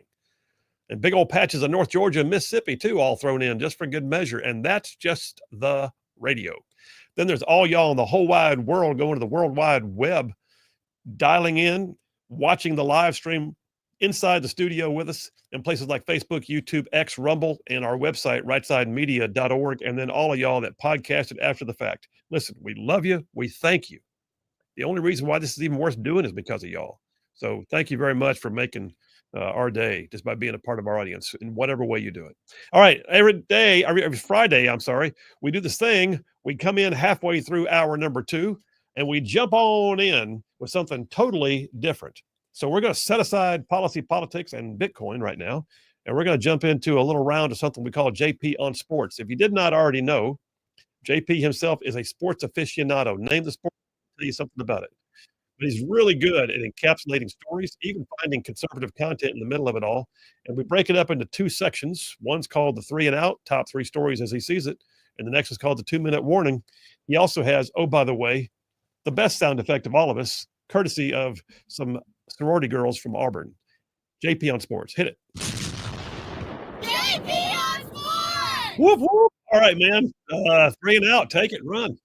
So I feel like we need to do a bit more of a deep dive, or more of a discussion on the story you briefly mentioned yesterday with the San Jose State volleyball situation. Yeah. Apparently, so to refresh people's memory, this guy who wanted to be a girl, and his new name was Blair Fleming, and he was participating on San Jose State's volleyball team. And actually, there were other teammates of his that were unhappy with this, and there was a biological male on their team. They, I guess, weren't necessarily punished, but they were sort of alienated. Like they didn't get their concerns were falling on deaf ears. And there were actually other teams who were forfeiting their games against San Jose State and hurt themselves in terms of their positioning in the conference tournament because those forfeits counts as losses. So in other words, San Jose State was getting wins from teams that were forfeiting because they had a biological dude on their team. It's just a complete disaster. But now we have this girl who was a co-captain on that team. Her name is Brooke Slusser, who is now claiming, and it's being investigated, I believe, that there was actually an instance because Brooke Slusser spoke up, was one of the girls who told the school they were unhappy with this.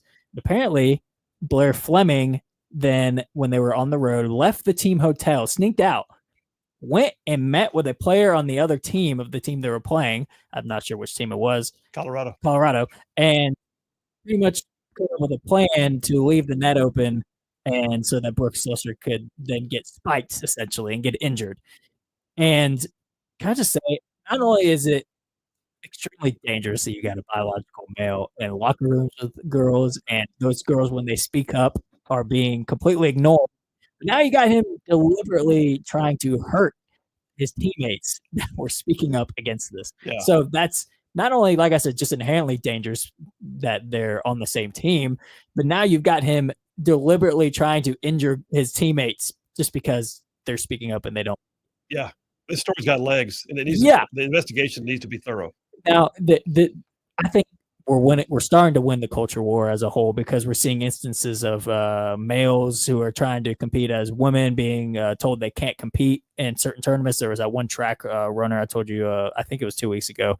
So I think, as a whole, the tide is turning, but I think that's not enough. You've got to capitalize and make sure that this doesn't happen again. People need to be punished. Heads need to roll over this. The president who deliberately ignored the players that were openly speaking out, even threatened them, I think. And then when he was asked about it, he kind of threw up his hands and stormed out like a little girl. That guy needs to be held completely accountable, because you're in a position that you're in a position you need to protect your girls when they're speaking up and telling you that they feel scared and aren't happy, they don't feel safe. It's your job to make sure that they feel safe and to protect them. That guy needs to lose his job he didn't do his job in that scenario, in my opinion. If he's going to ignore them, but then also demonize them and make them feel bad, for how dare you feel unsafe that you got a biological male in the locker room? How dare you? That's crazy of you. The whole thing reeks of first world. Yes. It's like third world people don't think of this kind of stuff. Only in the first world can we ever see this kind of thing happen, and it's ridiculous. Yeah, and when I first heard this story, I grew up playing sports, and I thought about, whenever I had disagreements with my teammates, or teammates of mine had disagreements with other teammates of theirs. There were several times in high school, football practices, there were fights during practice and stuff. Like, whenever, we got to the actual game, all that was done. Yeah. We're brothers, we're teammates, we're playing the game together. So not that I'm not even focusing on the aspect that he's a dude, but he's so twisted in his mind that he's having a disagreement with his teammate, and he's conspiring with an opponent to hurt his teammate. Yeah. That's like in football. If I think there's actually seen, remember the Titans of this, I got a beef with the running back and I'm the lineman. Hey man, I'll let you go on this block. Oh yeah, that's right. Missed the block intentionally. Yeah. Or I got a beef with the quarterbacks. Hey, I'll whiff on the block. You hit him as hard as you can. Like that. That has no place in sports as a whole. But you add that on top of the fact of him being a transgender, like that right there is indicative that this is not a sane human being. Nope. So I think that story deserves to get some recognition. I've seen Fox News interviewing Brooke over this. So it's getting the recognition it deserves, but it deserves to be like, you gotta make it count. You gotta punish the people who are responsible. Well, at least one major network is interviewing. That's true. At least one. Yeah. So. Oh, good stuff. Well, listen, I think that story does have legs and it deserves to have legs. And the fact that those girls had to sue their own college is just absolutely asinine. But anyway, all right, that's number one. What's two? Well, it is just about football season again. Whoop, we had the Hall of Fame game last night, which is the first NFL preseason game of the year. Every year where we had the Chargers and the Lions playing in Canton, Ohio, where the Chargers ended up winning 34-7. But there was a big part in this game. So apparently the NFL this year is getting rid of the chains, like the first down chains. They're getting rid of them altogether? Yeah, and they're moving to a new system. The name of the system escapes me, but you know how the tennis system where they can tell if a ball has gone out of bounds or not, and they go in and you kind of see the shadow. It's some sort of kind of like what they use with golf, like the lines, like on TV to. I don't know the name of the system, but they're kind of going to that model, like what tennis uses to see if the balls are out of bounds. So they actually displayed this during the game, and you can see the first down marker, and they have a position of where the ball is marked, and it's basically all digital. The line is digital. You don't need the first, actual chain crew to go and check. They're going strictly digital on this. And my initial thought when I saw this is like, okay, well, the chain crew is not the problem. It's the refs spotted the ball. that is the problem, okay. Right? So maybe we need to get some microchips in, the NFL balls, and you can see, digitally where the ball actually is instead of relying on the ref. But hopefully, I don't know how I feel about this. We'll have to see if it actually is useful. It may save time to where you don't have to run out with the chain. But that's so part of the legacy. Yeah, it's like bring out the chains. It's fun. Yeah, I mean, I don't know. We probably won't see this go to college or other sports. Certainly not high school. Certainly not high school. Unless not in Alabama. Maybe in Texas. Unless you're like Mater Day and have all the money they have or something. But yeah, it's a step into this new era of sports. Like the MLB has flirted with robo umps, maybe. I was going to say, but they've been testing out. They tested it out in the All-Star game, I believe. They also have been testing it out in the minor leagues where you can actually challenge striker balls, and they'll put up on the screen the computer strike zone to see if the ump was right. So it's, I mean, I think this right now, the change is just going to end up saving time, and that's all it's going to be. But I do think it's interesting to see how much more digitalized the sports world is going to become. And who knows, we may just be having AI refs altogether. Next thing you know, Elon Musk is going to announce that he's coming up with the next version of computerized reffing. Yeah. So no more change, digitalized chains. It's interesting. But yeah, crazy. We'll see how it plays out in the NFL season. Is this a trial run, like a beta test? Or no, they're doing it. They've decided to do it. So this was just the first. This was not like a testing out in preseason. This is how it's going to be for this NFL season. Okay, let me ask you a quick question on that, though, because the watching the chains is a part of the ability of the player to look over and tell where he is on the field next to the ball. Sure. And for the quarterback to be able to assess whether he's made a first down play or not. Mm-hmm. So, and the runner to be able to see if he's getting past the post. Yeah. It's not just the chain on the ground, it's the posts that are standing up. Mm-hmm. So what are they going to do? Are they going to have a post of any kind? They actually don't just have posts whenever they were there. Or chain, the chain marker. The refs actually stand. So there's a ref on the line of scrimmage, and there's one on the first down line. So I assume they're just going to have a ref like, hey, you're designated, you stay on the first down marker. Wow. So it'll be it's going to be interesting for sure. Let's get rid of goalposts too. Just kick it, and they'll tell you whether it magically went to the right spot. Kick on a big screen. That's right. It's like with the golf simulator. Yeah. All right, that's two. What's three? Well, kind of along the same thread. Fall camp has just started for college football. I can't believe we're like just a month away from college football now. But it is interesting because with the Alabama is really the main SEC school with the quarterback battle. Most of the other schools have their quarterback figured out. Auburn's got Jackson Arnold. Tennessee did have Imalava, but then I'ma leave you, and he's no longer there. So Tennessee has now got a new quarterback, but he's going to be the starter. But we do have a battle at Tuscaloosa between Austin Mack, Keelan Russell, and then Ty Simpson. It has been pretty much everybody's kind of understood that Ty Simpson more than likely is going to be the starting quarterback at Alabama. He paid his time. He's a fifth-year senior. He was a backup all 5 years, and he didn't leave. He didn't go to the transfer portal. He waited out his time, so now this is his time. So everybody's just kind of assumed he'll be the guy. But now we have confirmation of that, where the Alabama offensive coordinator has pretty much said, he's by far the starting quarterback right now, and he's had the most command of the offense throughout the year or throughout the offseason. Yeah, but he also said, though, Keelan Russell, who's the highest ranked recruit in Alabama history, has made the most strides in the offseason from all the quarterbacks. So who knows? If for some reason Ty Simpson starts to slip, it looks like Keelan Russell may be ready in the as second string quarterback to come on in. Or it's also optimism for whenever Ty Simpson leaves, Keelan Russell could be in position to be the guy. So I think right now it's pretty clear to say Ty Simpson's winning the job at Alabama, but who knows? Like I said, anything can happen after that. So we'll see if Keelan's ready to take the keys if they're prompted to him. All right, there it is. 3 and out. You got the top stories as JP sees it. JP on Sports, round 1. We come back. Next one for round 2. We call the 2-minute warning. A series of sports stories, 2 minutes. I've got a timer and a buzzer. Phil Williams, Rightside Radio. Y'all stay tuned. We'll be right back. When I first fell in love with wrestling, that would be it. But I've never found one person who has one or can even say they've seen it. So it's still out there somewhere, but I'll find it eventually. Time's on my side. Can you find me the glasses that Roddy Piper wore in the movie They're Here, and that shows him where the aliens They are? live. They live. That's Yes. right. They live. I might sorry. be able to find that. No, seriously, there is a niche collector. I know 2 people who would know where that is. No kidding. Yeah. The Underground Railroad of Wrestling Collectibles. Here I am as the Forrest Gump of that.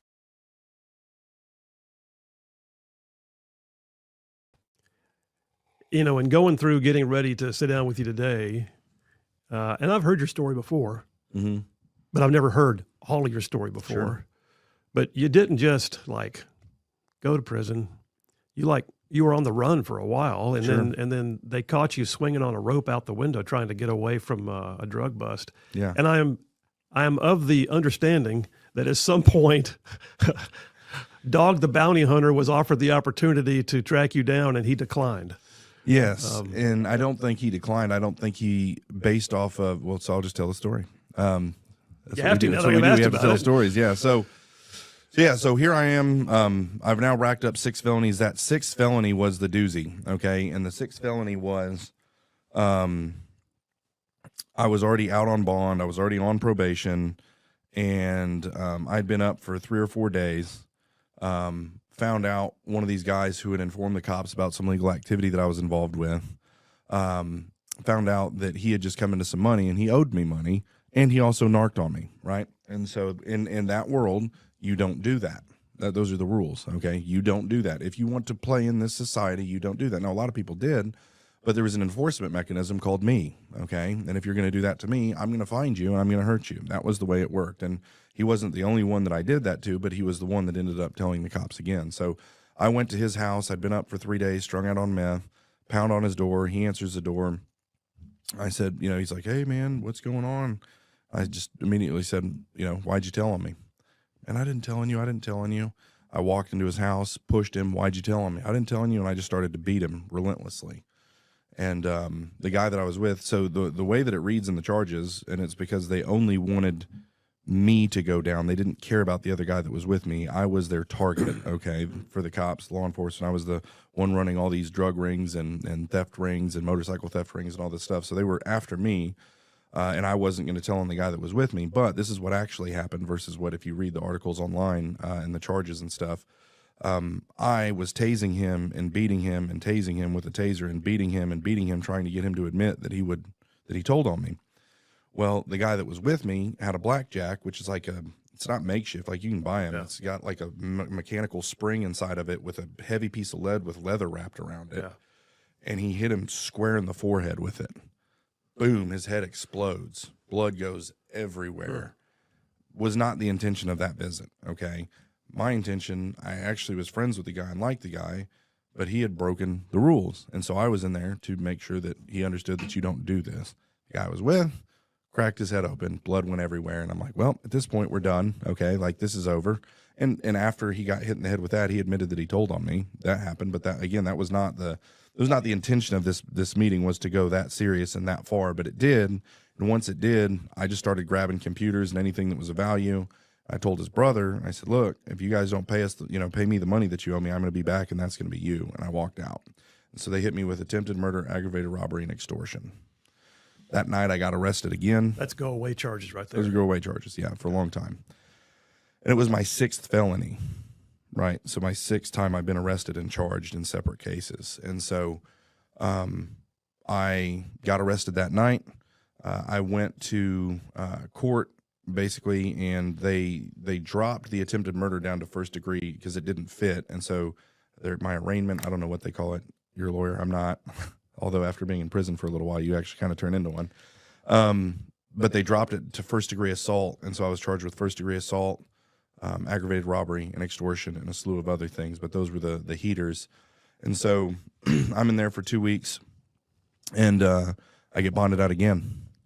And so now I'm out on several $100,000. No, I think it was like $135,000 worth of bonds, if I remember correctly. Who posted bond? There's so many rabbit trails I could go all the way down. I just don't know how interesting they are. There's this girl, I think her name was Lisa, that she was just infatuated with me and thought the world of me. And she went and used a credit card to buy a bunch of Xbox 360s that were out at the time, and then sold them and got the money to bond me out. No kidding. No one's ever got that story, Phil. You're the first that got that story. Scoop. That's that question. There you go. But yeah, I ended up bonding out, and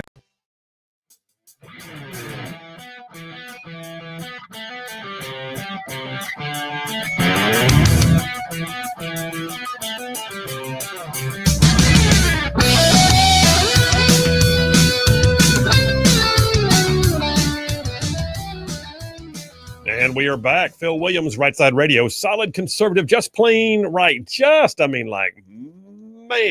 making common sense like a superpower. All right, we're back to round 2 of JP on Sports. This is the section we call it the 2-minute warning. I've got a timer and a buzzer. He's got multiple stories, no more than 2 minutes each. Ready, go.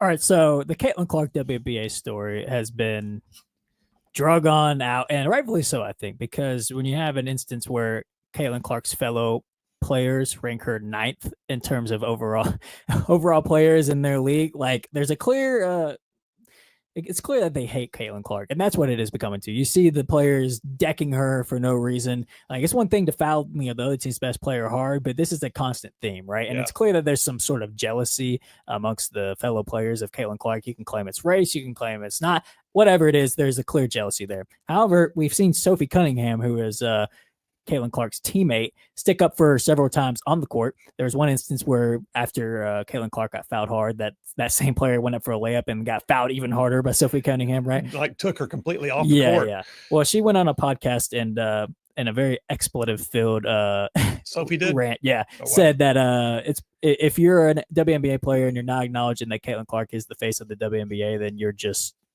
dumb. Like, you're not acknowledging reality. So it's nice to see that. It's refreshing to see. I mean, obviously they're teammates, so she's going to stick up for her teammate. But we've seen the viewership with the WNBA. Whenever Caitlin Clark was hurt earlier this year, it tanked by over 50%. That is a large margin of folks not watching WNBA anymore when Caitlin Clark is not playing. So, who knows? Hopefully over time that the other WNBA players will kind of wake up and smell the roses, that Caitlin Clark is going to be a tide that can rise all boats if you just accept it. But I think Sophie Cunningham is speaking the truth. But not only just speaking the truth, she's saying it openly, and she's saying what everybody else has known all along. And it is refreshing to see that. So like I said, maybe over time we'll see, the jealousy start to fade. But as of now, I think it's still going to be alive and well. Wow. It's going to it is going to be entertaining watch, though. It's a little dangerous, though. I got to be honest. The way they're treating her. Oh, yeah. It's like the animal. Oh, there it is. Sorry. Buzzer. All right. Let me clear the clock and reset. Story number 2. Go. So I'm going to keep talking about Bruce Pearl because it's clear it's clear that he is positioning himself for something. And I almost want to say future 2028 senator candidate, but I won't go there yet. I will say, though, he's continuing to pick the right fights, I think, because he appears to be trying to spark a feud with Barack Obama. So I don't know if you've seen this, Phil, but he's going after Obama directly on Twitter about his stance on Gaza and Israel, and claiming that, Barack Obama enabled Iran greatly during his time as president and helped create this disaster that we see in the Middle East between Israel and Iran, which I think is pretty accurate. But however, I think, tell me if I'm wrong. I feel like I mention this every time, but I think every week Bruce Pearl one-ups himself even more of like, I think it's just clear that he's positioning himself for a post-coaching politician career. I feel like it's pretty obvious to me. And it's, I think it'd be a hard gig to leave Auburn, with the millions of dollars he's making. They just made the Final Four last year. Yeah. And I truly think the only reason he's not running this upcoming election is because he can't. He gave money to Democrats. He can't run as a Republican. But I think he's doing all the right stuff. In the meantime, wait for the time period to pass before you can run as a Republican. Pick a fight with Obama. Go at the top. Obama is the top dog to go after the Democratic Party. So I think right now he's just continuing to position himself. But I think he's smart. I think he's smart for doing that. Almost. It would be hard. It would be hard to do because it's decidedly harder when you're not a part of a party. But what if he ran as an independent with his name, ID, and money? He could do that. Just saying. I don't know if he's that dumb. I don't think he's that. Listen, if you're gonna leave the Plains and your $1 million job as the Auburn's basketball coach, you're running to win. I think he would have a hard time beating the R on the other side. Yeah. But who knows? Like I said, maybe future 2028 Senate candidate Bruce Pearl. In the meantime, he's going to pick a fight with Obama and get his name ID. And there's our timer. All right. Reset the clock. You got 2 minutes. Go. Well, we got a very interesting event this weekend where we got the Braves and the Reds are playing at Bristol inside the racetrack. And really? I'm going to put up a picture on the live stream here so you can see what it looks like. So the Bristol Speedway holds 146,000 people, and they're pretty much going to set the baseball field in the infield of the Speedway. So this is going to be a spectacle, to say the least. Are they sold out? Oh, yeah, it's sold out. Yeah. And actually, there's been some funny people have posted. So if you're kind of on the back end, where on the end of the seats there, you don't have the best view in the world. So there's going to be a lot of people there that may be quite upset when they get there and realize they can't even see the field.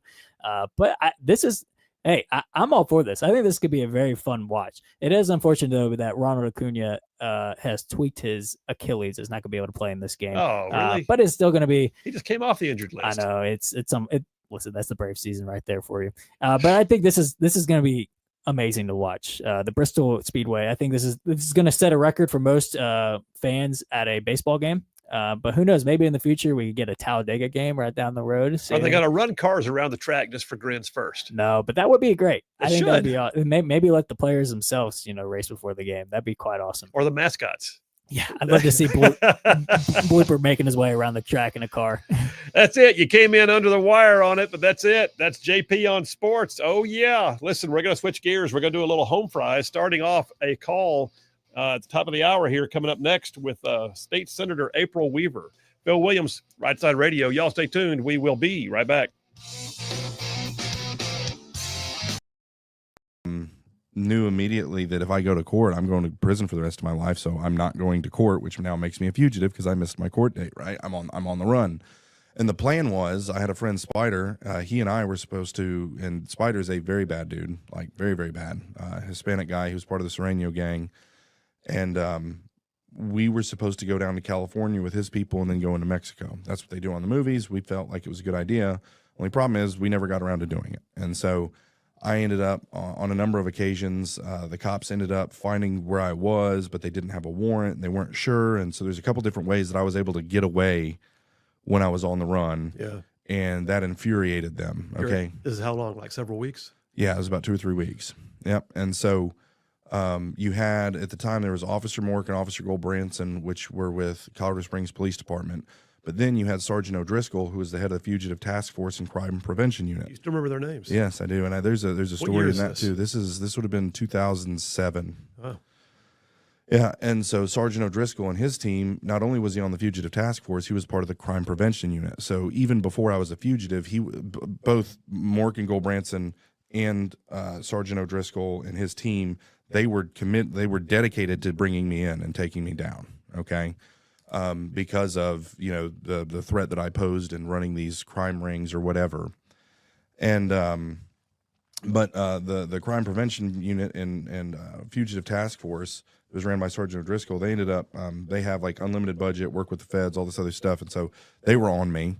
And so I got away a couple times. And finally, June 19th, 2007, I am in what we deemed my safe house. And Spider had given me a nylon rappelling rope to tie to the bottom of this 70s retro recliner. And he's like, if you got to get out, you go, because the front door is, there's a hallway in these apartments. And then you go from the hallway into the apartment. And the only way out would be down the window, out the window and down on the ground, and it's third story. And I'm like, I'm never going to use that. That's crazy, but I did. Every 18 inches, I tied a double knot, so I could climb like that. And, I woke up June 19th, 2007, not thinking anything, just another day of being on the run. And I was in my living room. One of your interviews, you said you woke up at 3 p.m. Yeah, it was that afternoon. And it was that afternoon. I was again smoking weed, doing drugs, and your circadian rhythm gets a little off in that situation. And so, woke up that afternoon. It's the weird thing that you remember. I was cooking bratwurst and watching the Chappelle Show, and I looked out the window. And the way that it's set up, there's an apartment building here. And every year I go to Colorado Springs and I take my family. And this year I took my 15-year-old son, and he's heard me tell this story a million times. And I'm like, here's the bill. He's like, this just like the building you said. I said, yeah, no, it's because it's where it happened. Okay, like I'm telling you. And we go and we look, and there's an apartment building right here. This is the apartment building I'm in. And I saw the front end of a cop car sticking out. And I knew, okay, they're here. They're here. And so I kind of frantically, I'm like, okay, what am I going to do? Well, then all of a sudden I hear, boom, boom, boom. Colorado Springs police open up. They kick in the door. And I look, it wasn't my door. So I said, they don't know which apartment I'm in. They're kicking in every single door in the apartment on the third floor. All they knew is I was on the third floor. And so you've been in Afghanistan and Iraq. They're clearing rooms as though this was Afghanistan trying to find me. Okay. In an apartment complex. Yeah. Boom. Okay. I'm like, okay, well, I look at the rope and this is my only option. And so I kick the screen out, throw my backpack out with all my stuff. And the only piece of furniture in the whole place was the TV and the retro recliner. Okay. That was it. And so I wrap the rope around my hand and I jump, boom, and it sticks exactly how it's supposed to. It's, wedged in the window, and I'm hanging there. Well, what I didn't know in that back parking lot, there was a surveillance van. Oh yeah. That blends in with the rest of you wouldn't have known it was a cop car or whatever. It was a surveillance van. And they called it in. Someone's trying to jump out the window. I think we got our guy, and then 50 or 60 cops. They weren't going to miss me again. Come swarming from the outside. Like you couldn't see them because they were right here. So the jig was up at that point. The jig was up. Yeah, the gun's drawn. Get on the ground, as though I had another option. Gravity necessitated that down was the direction I was going to go, and so I unwrapped my hand, fell, and hit the ground. Thankfully, didn't break anything. They put their knee in my back, cuffed me, put me in the back of the cop car, and that was it. June 19th, 2007. So I'm fascinated by two things in the story. Sure. One is you still remember the cops' names. There's a story for why, but go ahead. Well, and then I may get back to that story. Yeah. But the other is you take your kids and you show them exactly where this happened. Yeah. So we're going to get a lot into, you're obviously a different person today. Sure. I know the guy who did those things, but I don't know the guy who did those things. Sure. Because you're a different person. But that being said, you're pretty transparent with, and you have 7 kids, by the way. Yeah. You're a prolific breeder, yes. but nonetheless, you've got a beautiful family, 7 kids, but you're telling them what's happened in your life. Mm-hmm. What can I ask you real quick? What's their response when they hear about Dad before they knew Dad? This is a great platform to share the gospel with your kids, right? But the older ones, it's a warning. Proverbs talks about the fool. Dad was a fool, right? I was the epitome of the fool, and in Proverbs and really throughout the scriptures it talks about a fool. And I didn't seek wise counsel. I didn't receive instruction. I didn't receive discipline. I didn't any of those things. I rejected all of it, and this is where I ended up. And so I don't think it's set. So I've got a 15-year-old, got a 10-year-old, a 9-year-old, a 7-year-old, a 6-year-old, a 4-year-old, a 2-year-old. Okay.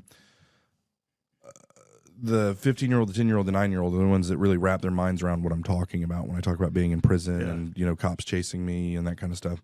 The rest of the ones are younger, and they're just like, wow, Dad, you used to be bad, but now you're good. Like they don't have any, but it will eventually form like their understanding. And it's something that I want them to always know. And the thing I always point them to is like, one, don't be the fool, receive instruction, receive wise counsel, obey God and obey your parents. But also life isn't perfect. And if you stray, you can never stray so far that God can't get you. Right. And if God saved me, he can save anybody. And that's not cliche. It's literally, let me tell you about something. But again, specifically my 15-year-old, I drive him all around Colorado Springs. There's not a corner I didn't commit a felony in that city. Okay. And I drive him and I'm like, I did this here. I did this here. I did this here. I did this here. Like, this is who I was. You need to know and understand that. Right. And so Proverbs 19, raise up a child the way they should go. Yep. When they get old, they won't depart from it. Yep. All right, brother. So you, the jig was up. They got you. The officers who, like the dude just said, solid, conservative, and just plain right. Well, welcome to hour number 3 on a Friday. We're going to get you all the way to go home time here on a Friday afternoon, but we're glad you're still with us. Listen, we're going to switch gears now. We're going to go into the Dipper that a lot of times I look at as something that's probably equally as important as anything else, maybe more so. It's so easy to get caught up in what's happening in DC or what's happening, international news or what. Every once in a while, we got to pay attention to what's happening in our own backyard. We got to take a look at what's happening in and around and amongst us. I like to say that when we grab those stories and put them all together, it's like cooking up a batch of home fries. So there's that. You can smell them cooking. All right, so a batch of home fries is where we're at right now. Listen, I want to bring somebody in. I really appreciate this person. April Weaver is an Alabama state senator. Now, April was in the House. She got elected in the 2010 Republican wave, as did I. We both served in the legislature at the same time. But I'll never forget realizing that one day I was hearing her name as being appointed by President Trump. And she did. She became a regional director for Health and Human Services, appointed by the Trump administration. And she served there for several years, came back to Alabama, and ran for a vacated state Senate seat by now what is now District 14. So enough of my talking. I will also point out, by the way, we're going to talk about Bibb County and the tragedies that are unfolding there here in a few minutes, but that is part of her district. So without further delay, let me just say, State Senator April Weaver, how are you doing? I am doing great, my friend. How are you doing on this Friday afternoon? I like calling it Friday. It makes it feel like a celebration. Well, it's a Friday for me, and I appreciate you having me on at this time because it got me home a little earlier this afternoon because I didn't want to be on the road while we were talking. So it is Friday for me. So thanks for inviting me to come this afternoon. Absolutely. Well, by the way, speaking of being on the road, before I even get into the other stuff we'll talk about, I got to ask you, I saw on social media that you and a number of other members of the House and Senate were up in D.C. at the White House. Am I right? Yep, that's true. It's been a busy week. We were there at the beginning of the week for a White House State Leadership Conference. And it was just a state leadership conference, and it was an opportunity for Alabama elected officials to hear directly from senior White House officials and cabinet secretaries. And basically, we were just listening to them and learning how to partner with them on how to implement President Trump's agenda at the state and local levels. And that's something that's fairly common with intergovernmental affairs people in presidential administrations. But it was a great time. There were a number of us that went. We learned a lot, and I think that you're going to see a lot of things in action as we move forward throughout the year. No, that's good, and I'm glad to hear it. Were you there? Was it just Alabama, or were there other states that were also represented at the same time?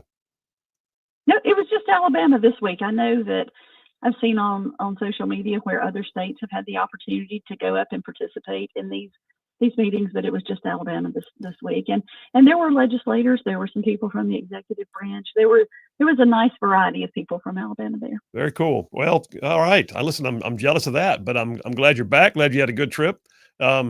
I got to ask you, the horrible events that have unfolded in Bibb County, that is your district. Am I correct?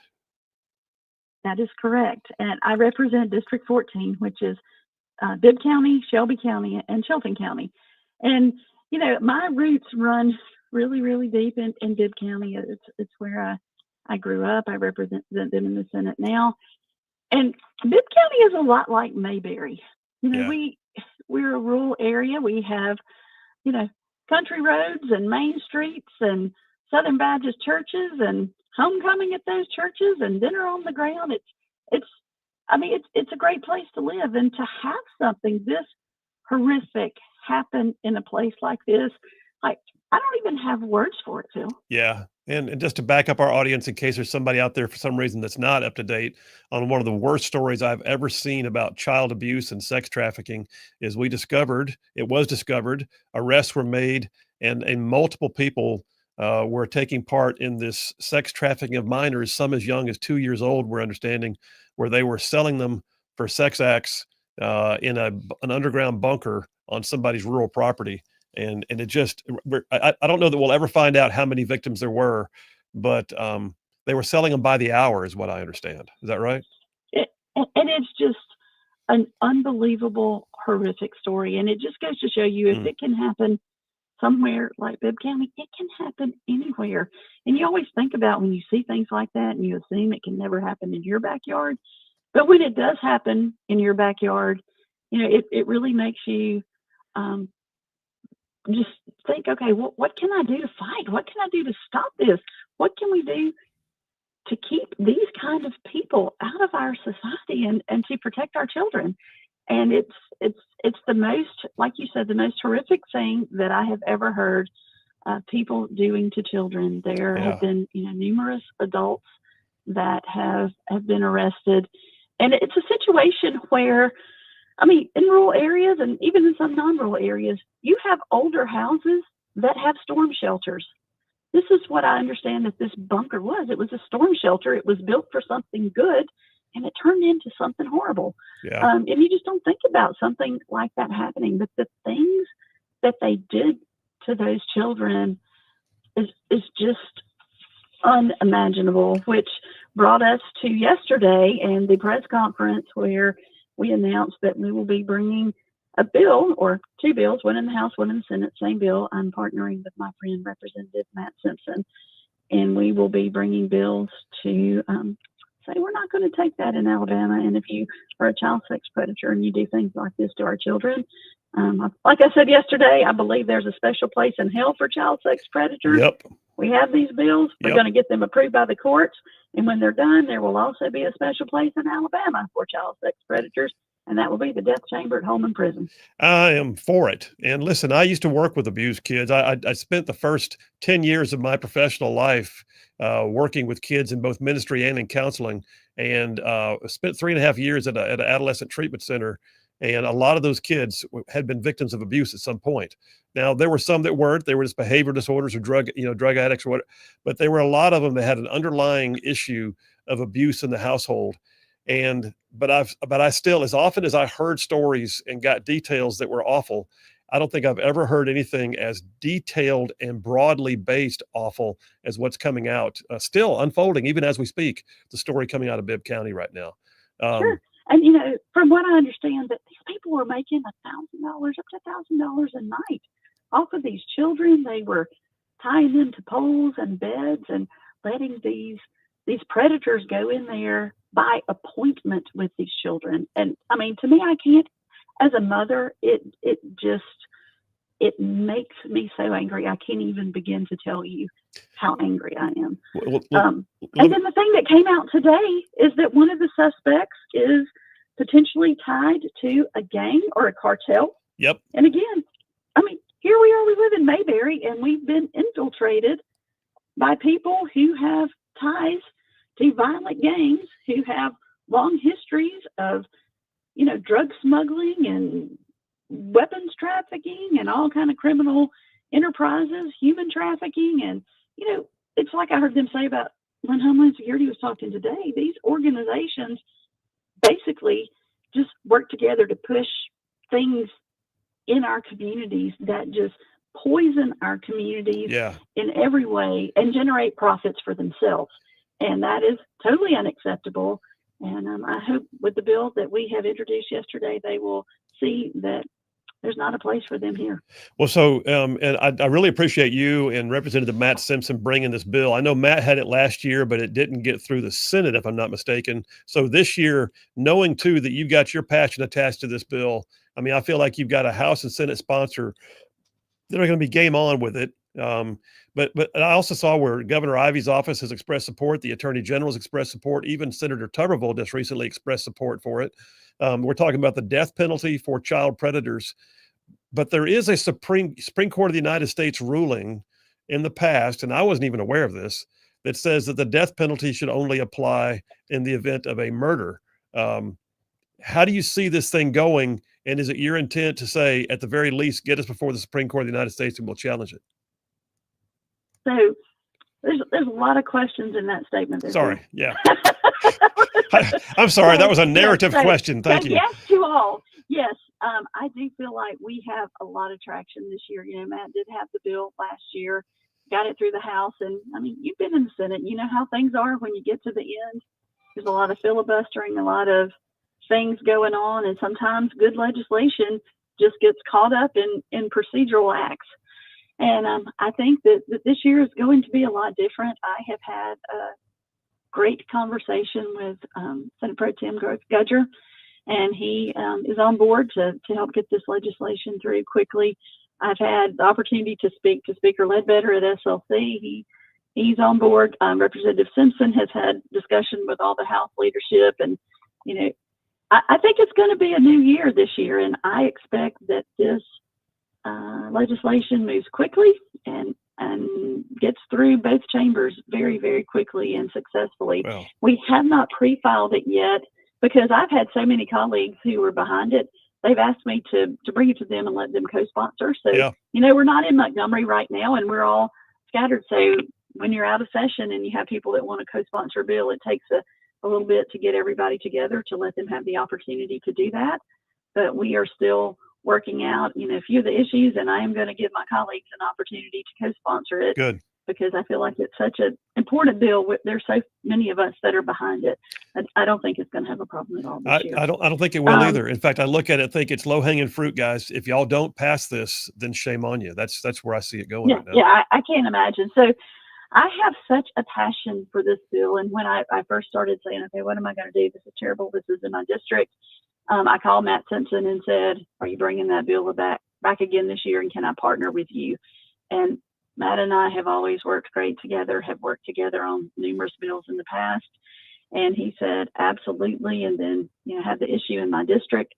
And I will let you know, I have the passion for this bill, just like I had for the Deputy Brad Johnson Act when that horrible issue happened in my district. And, you know, we fought and we were able to get good time changed because of that terrible tragedy. Yeah. So here we are, we have a terrible tragedy that something good has come out of it. And I hope the same thing for this issue as well. Again, I don't see any reason that it won't pass and pass quickly. Like you said, you have Attorney General Steve Marshall, who's behind it. You have both House and Senate leadership, and have the governor's office behind it. There's absolutely no reason it shouldn't pass. I have all my Republican colleagues, and, you know, we have a super majority. So that's right. I can't imagine that it won't pass quickly. I think you've also got the public sentiment behind you, because the headlines alone galvanize the public behind this one. And I would dare say that you'll have people there. Probably even some of the victims' rights organizations like Vocal will be behind you, I would imagine. And they were there with us yesterday. Good. Sheriff's Association was there yesterday. Vocal is a great supporter. And, you know, I will tell you the feedback that I have received from my district is, you go, April, you go. We're proud of you for being bold. This is what people need to hear. This is what needs to be done. And that's why we sent you to Montgomery. Do it. Absolutely. So I will tell you, I have not personally had one person say to me, oh, this is terrible. You know, why are you doing this? You know, I do get hit on social media by these like soft on crime, anti-death penalty liberals who don't even live in my district. but I'll tell you loud and clear, I've heard from my constituents, it's time, and they're in full support that it's time that we do this. And Senator April Weaver, I got to leave it there because we're up against the break, but I appreciate you and Representative Matt Simpson. I want to stay in touch on it. And if there was any way I could co-sponsor it with you, I'd do it. But all said and done, absolutely, get her done, my friend. Appreciate you, sir. Thank you. Take care. We got to go to a break. I ran long just to get that full story out, but yeah, that's an amazing story. I'll recap a little bit of it when we come back, and then got some more home fries. Phil Williams, Rightside Radio. Y'all stay tuned. We'll be right back. Recall we're a part of the task force that brought you in, and you're staring at 6 felonies prior before you even got to this point, and now you've got this stack of felonies, and you're looking at 384 years potentially. Sure. So you're looking at life in prison at that point. Correct. Yeah. But you negotiated. Yeah. Did you negotiate for yourself, or did your lawyer do a good job? It's a mix, but there's a bunch between that. But yeah, it gets into mediation. But there was 9 months between then, and in those 9 months, they take me to county jail. I'm facing 384 years in prison. At least that's how my public defender described it, because how it works, and the numbers are shaky in my head, but I have to do the math. But either way, each charge that I was charged with gets doubled because I was on probation and on bond, so they can double it, so they enhance it. Yeah. And then they times it. They can times it by 4 because it's the habitual criminal. Yeah. Right. And so I can break it all down with math or whatever, but the habitual criminal. So if you have 3 felonies, they call that. I'm not going to say what they call it. It's the B word, the little B word. And if it's 4 or more, they quadruple your sentence, and they call that the big B word. Okay, habitual. Anyway, so I was at 6, so I'm times 4, and then so they stack, and then they times it by 4, and then that's where that comes from. This is state, not federal, right? State, Colorado State. Yep, Colorado State prison.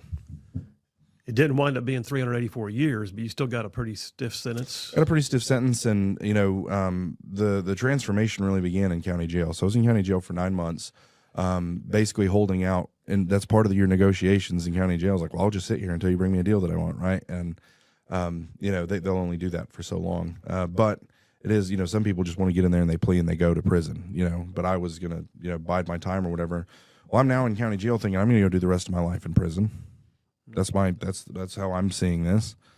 And so I'm in there thinking I have to create this reputation of being a bad dude, so when I get to prison, people won't mess with me. And so I do, and I'm hanging out with all the wrong people in there. I catch one assault case. They put me in the hole, then send me to another unit. I'm there for a little bit. They bring in another guy that had told on one of my friends. And I had to go beat him up really, really bad. Caught another assault case. So I caught 2 assault cases in county jail. So on top of all my other stuff, I caught 2 more assault cases. They were misdemeanor assaults, but they're still assault cases. And they put me in administrative segregation after that. So they're like, okay, you don't play nice with others. That's solitary, basically. Solitary, right? Correct. Exactly what it is. Yep. Solitary confinement. You're in a cell by yourself for 23 hours a day. You get an hour out to make a phone call and take a shower, maybe do some push-ups or whatever, and you go back to your cell. That's what you get. And I was in there for about 4 months, okay? And so it was 9 months total, 5 months out, 4 months in ADSEG or solitary. And in that stay in solitary, God began to open my eyes. I don't believe he saved me yet, but he opened my eyes to the fact it was my fault that I was in there. And this is huge. I was just reading Rick Burgess's new book last night because I'm going to interview him later today. But that was one of the chapters when it talks about just rugged accountability. Like you have to take accountability for your actions if you're ever going to repent. And this was the beginning of me realizing, because up to that point, I blame my mom for my circumstances. I blame my dad. I blame the judge. I blame the cops. No more victim. Exactly. And but what was wild though, I really believed I was a victim. Like I wasn't just saying that to get out of trouble. I really believed it, which is weird. But God, in his mercy, opened my eyes like, no, dummy, this is your fault. Sure, does your mom and your dad play a role? And oh, yeah. But your choices got you here. They didn't beat that guy up. They didn't jump out the window. They didn't, sell drugs. They didn't do those things. You did those things. Yeah. And so when I realized that my bad choices created the bad circumstances, that was extremely liberating, because what it meant is that I was free to make good choices that would then create good circumstances. And it was like this epiphany that went off in my brain. And so as much as you can in a cell by yourself, I began to start taking ownership of my thoughts, feelings, behaviors, decisions, all that kind of stuff. So much so that my family really began to because I would have a phone call a week. That's all they would give me. Not that I could call them every day on my hour out if I wanted, but my family would pick up the phone once a week. They'd cut me off. I'd burned every bridge. Wow. And in those weekly phone calls, my family started to notice a huge change in my attitude. Who'd you call? My grandma Barb. Okay. Yep. And I would call my grandma Barb, and usually it would be on Sunday night, and my mom would be over there, and my brother would be over there, and and so they'd pass the phone around or whatever, and I'd talk. But they specifically, my grandma Barb is like, something's changed in him, and everyone, and a lot of people in the family told grandma she was crazy.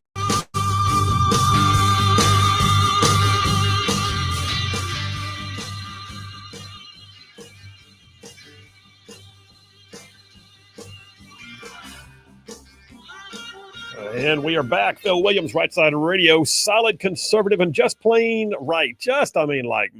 Saving the world one soundbite at a time. All right, just got the word that we have a thunderstorm warning right outside our studio areas. So here in Northeast Alabama. So be watching the skies if you're in Northeast Alabama. And we'll just pray that does not impact us while we're finishing up the last half hour of the show. So let me touch on, I'm in home fries right now, all right? So cook me up a batch of home fries here real quick. Just sizzle them up for me. Yeah. Sizzling. So that discussion we just had with State Senator April Weaver, who's great, by the way. I think the world of her. That situation in Bibb County is literally one of the most heinous situations I have ever heard of. And I know there have been some out there, but this one is not. And I don't want to say just an abuse story because there's no such thing as just an abuse story. They're all heinous, but this one is heinous on like a mass production scale. We have no idea how many victims have gone through. We have no idea how many perpetrators have come through. We have no idea what it's going to take for these kids to ever, to make it through and to recover. That being said, we're still learning things about the situation. Like these miscreants, these inbred looking miscreants, except that one of them we just found out, and we don't know if he's an illegal alien or if he's just a Mexican. But I'm hearing that it might be a Mexican American, whatever that is. But Homeland Security is now confirming that this guy Andres Trejo Velasquez, hyphenated name, Andre Trejo Velasquez is a member of a gang of the Sureños gang. So basically, this is an international gang, cross-border gang, Mexico and America, and they make their money off of transnational crime. Got hundreds of clicks throughout the United States. The Sureños and their affiliates pay tribute to MS-13, and this guy may have been helping set this thing up as a part of their overall, criminal enterprise in Bibb County, Alabama. Well, wasn't it Erica Thomas? Wasn't the 1819 lady who covered this story? Said she couldn't even get answers on if he was illegal in the first place. Yeah, and I don't know if we ever got the answer on that. It's like, why not? Which is really, really aggravating. But the situation is, like I said, still unfolding. But there is now a bill, which you heard April Weaver talk about, that I believe has got legs. That's what we used to always say down in Montgomery. That bill's got legs. Well, this bill's got legs. And right now, I'll just tell you, it has the support of the Attorney General, has the support of the governor's office, has the support of who is going to be the governor, Tommy Tuberville. In fact, Tuberville, I got a piece from 1819 on it also. Tuberville supports the state bill mandating life sentence or death for child sexual assault after the Bibb County nightmare, saying, quote, I'm all on board with that. We'll see, y'all. It needs to pass. They don't pass it, shame on them. Hey, I got other news in the region, and I got a bunch of text messages. Y'all text it. Phil Williams, Rightside Radio. We'll be right back.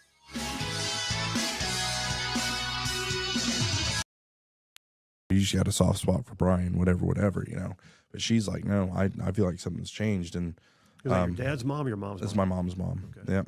Meanwhile, my dad's mom, the one that was teaching Sunday school for Miss K, Scott Beeson, when he interviewed me, said, who was praying for you? It was a good question. I said, well, Betty Dawson was. And lots of credit goes to her for that.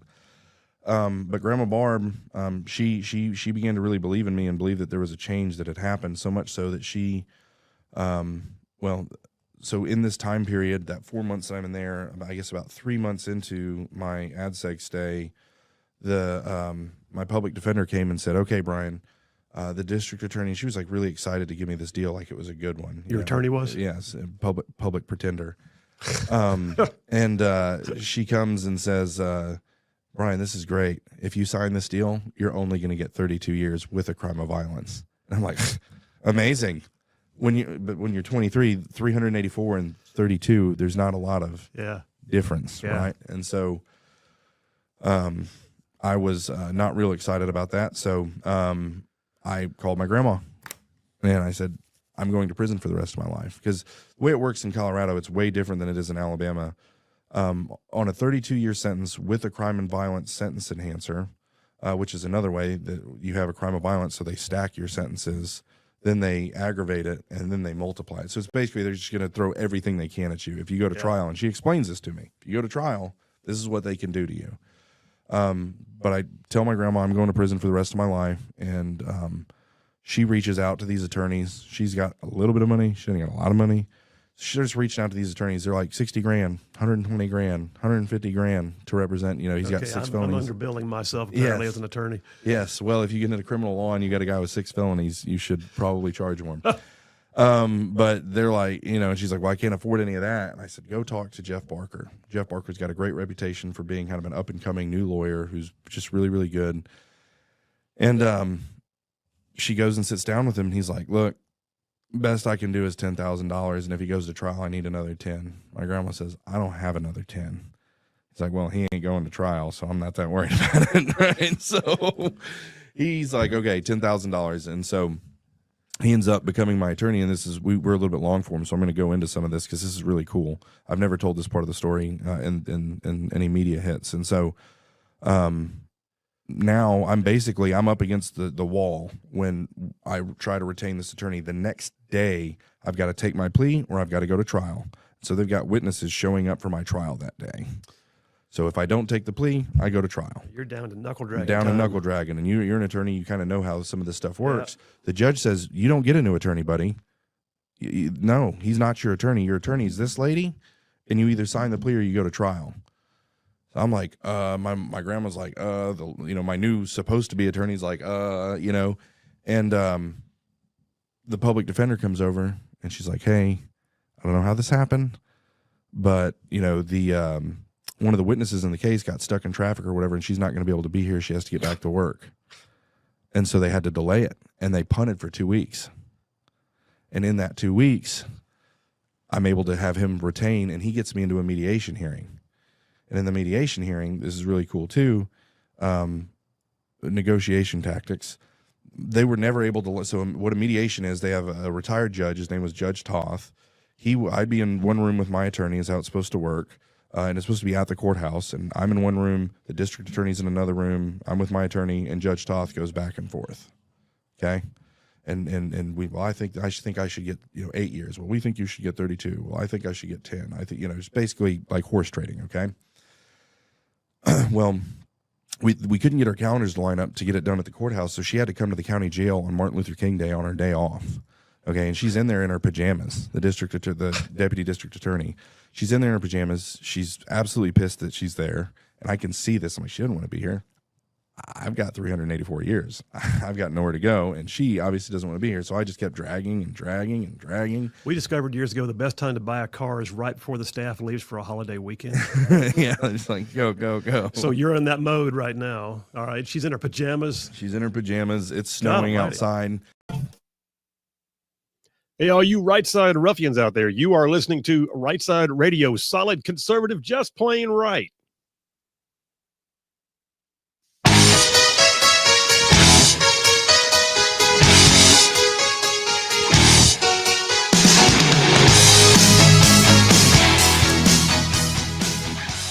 And we are back. Phil Williams, Rightside Radio, solid conservative, just plain right.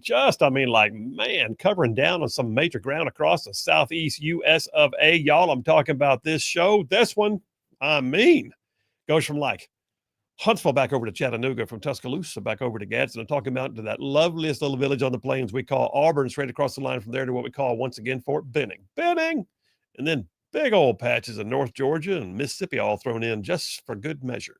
And then, oh, by the way, that's just the radio. Oh, yeah, all of y'all on the whole wide world going to the World Wide Web, picking us up, live streaming the show, looking inside the studio, seeing what color shirt I'm wearing. You're on places like Facebook and X and Rumble and YouTube. And, oh, by the way, our website, rightsidemedia.org. All of our content's on rightsidemedia.org. And then a bunch of y'all podcast a show after the fact. Why do I say all that? To say that we recognize where you are.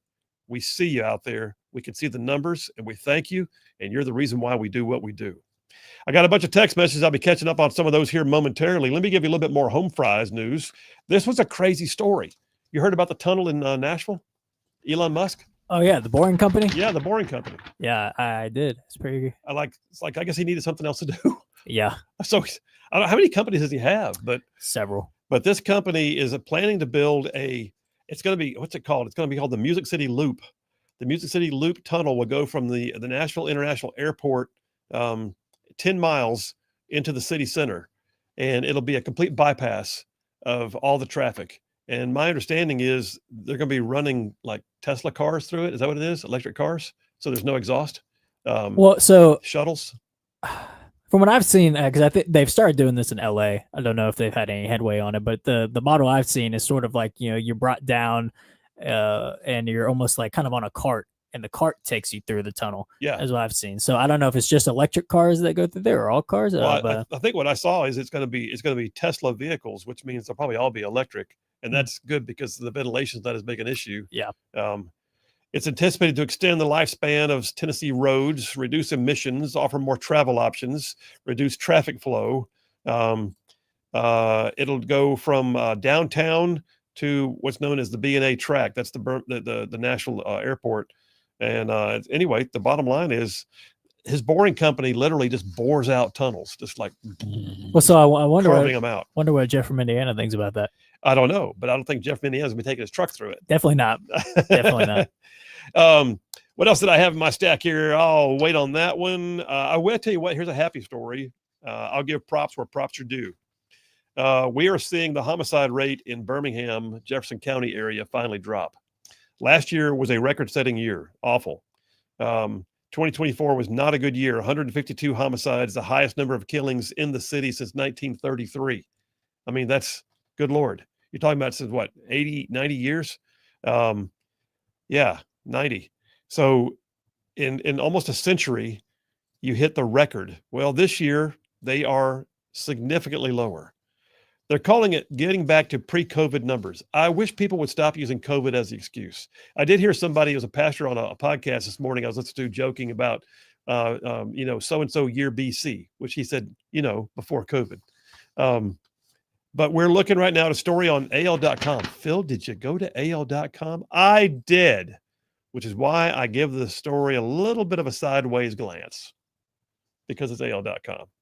But anyway, AL.com says halfway through the year, Birmingham's homicide rate right now is half of what it was this time last year, which is a dramatic turnaround.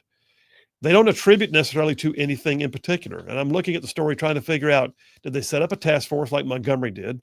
Did they do something different about enforcement of crime? Did they get rid of, I don't know, some liberal DA in Bessemer or wherever else?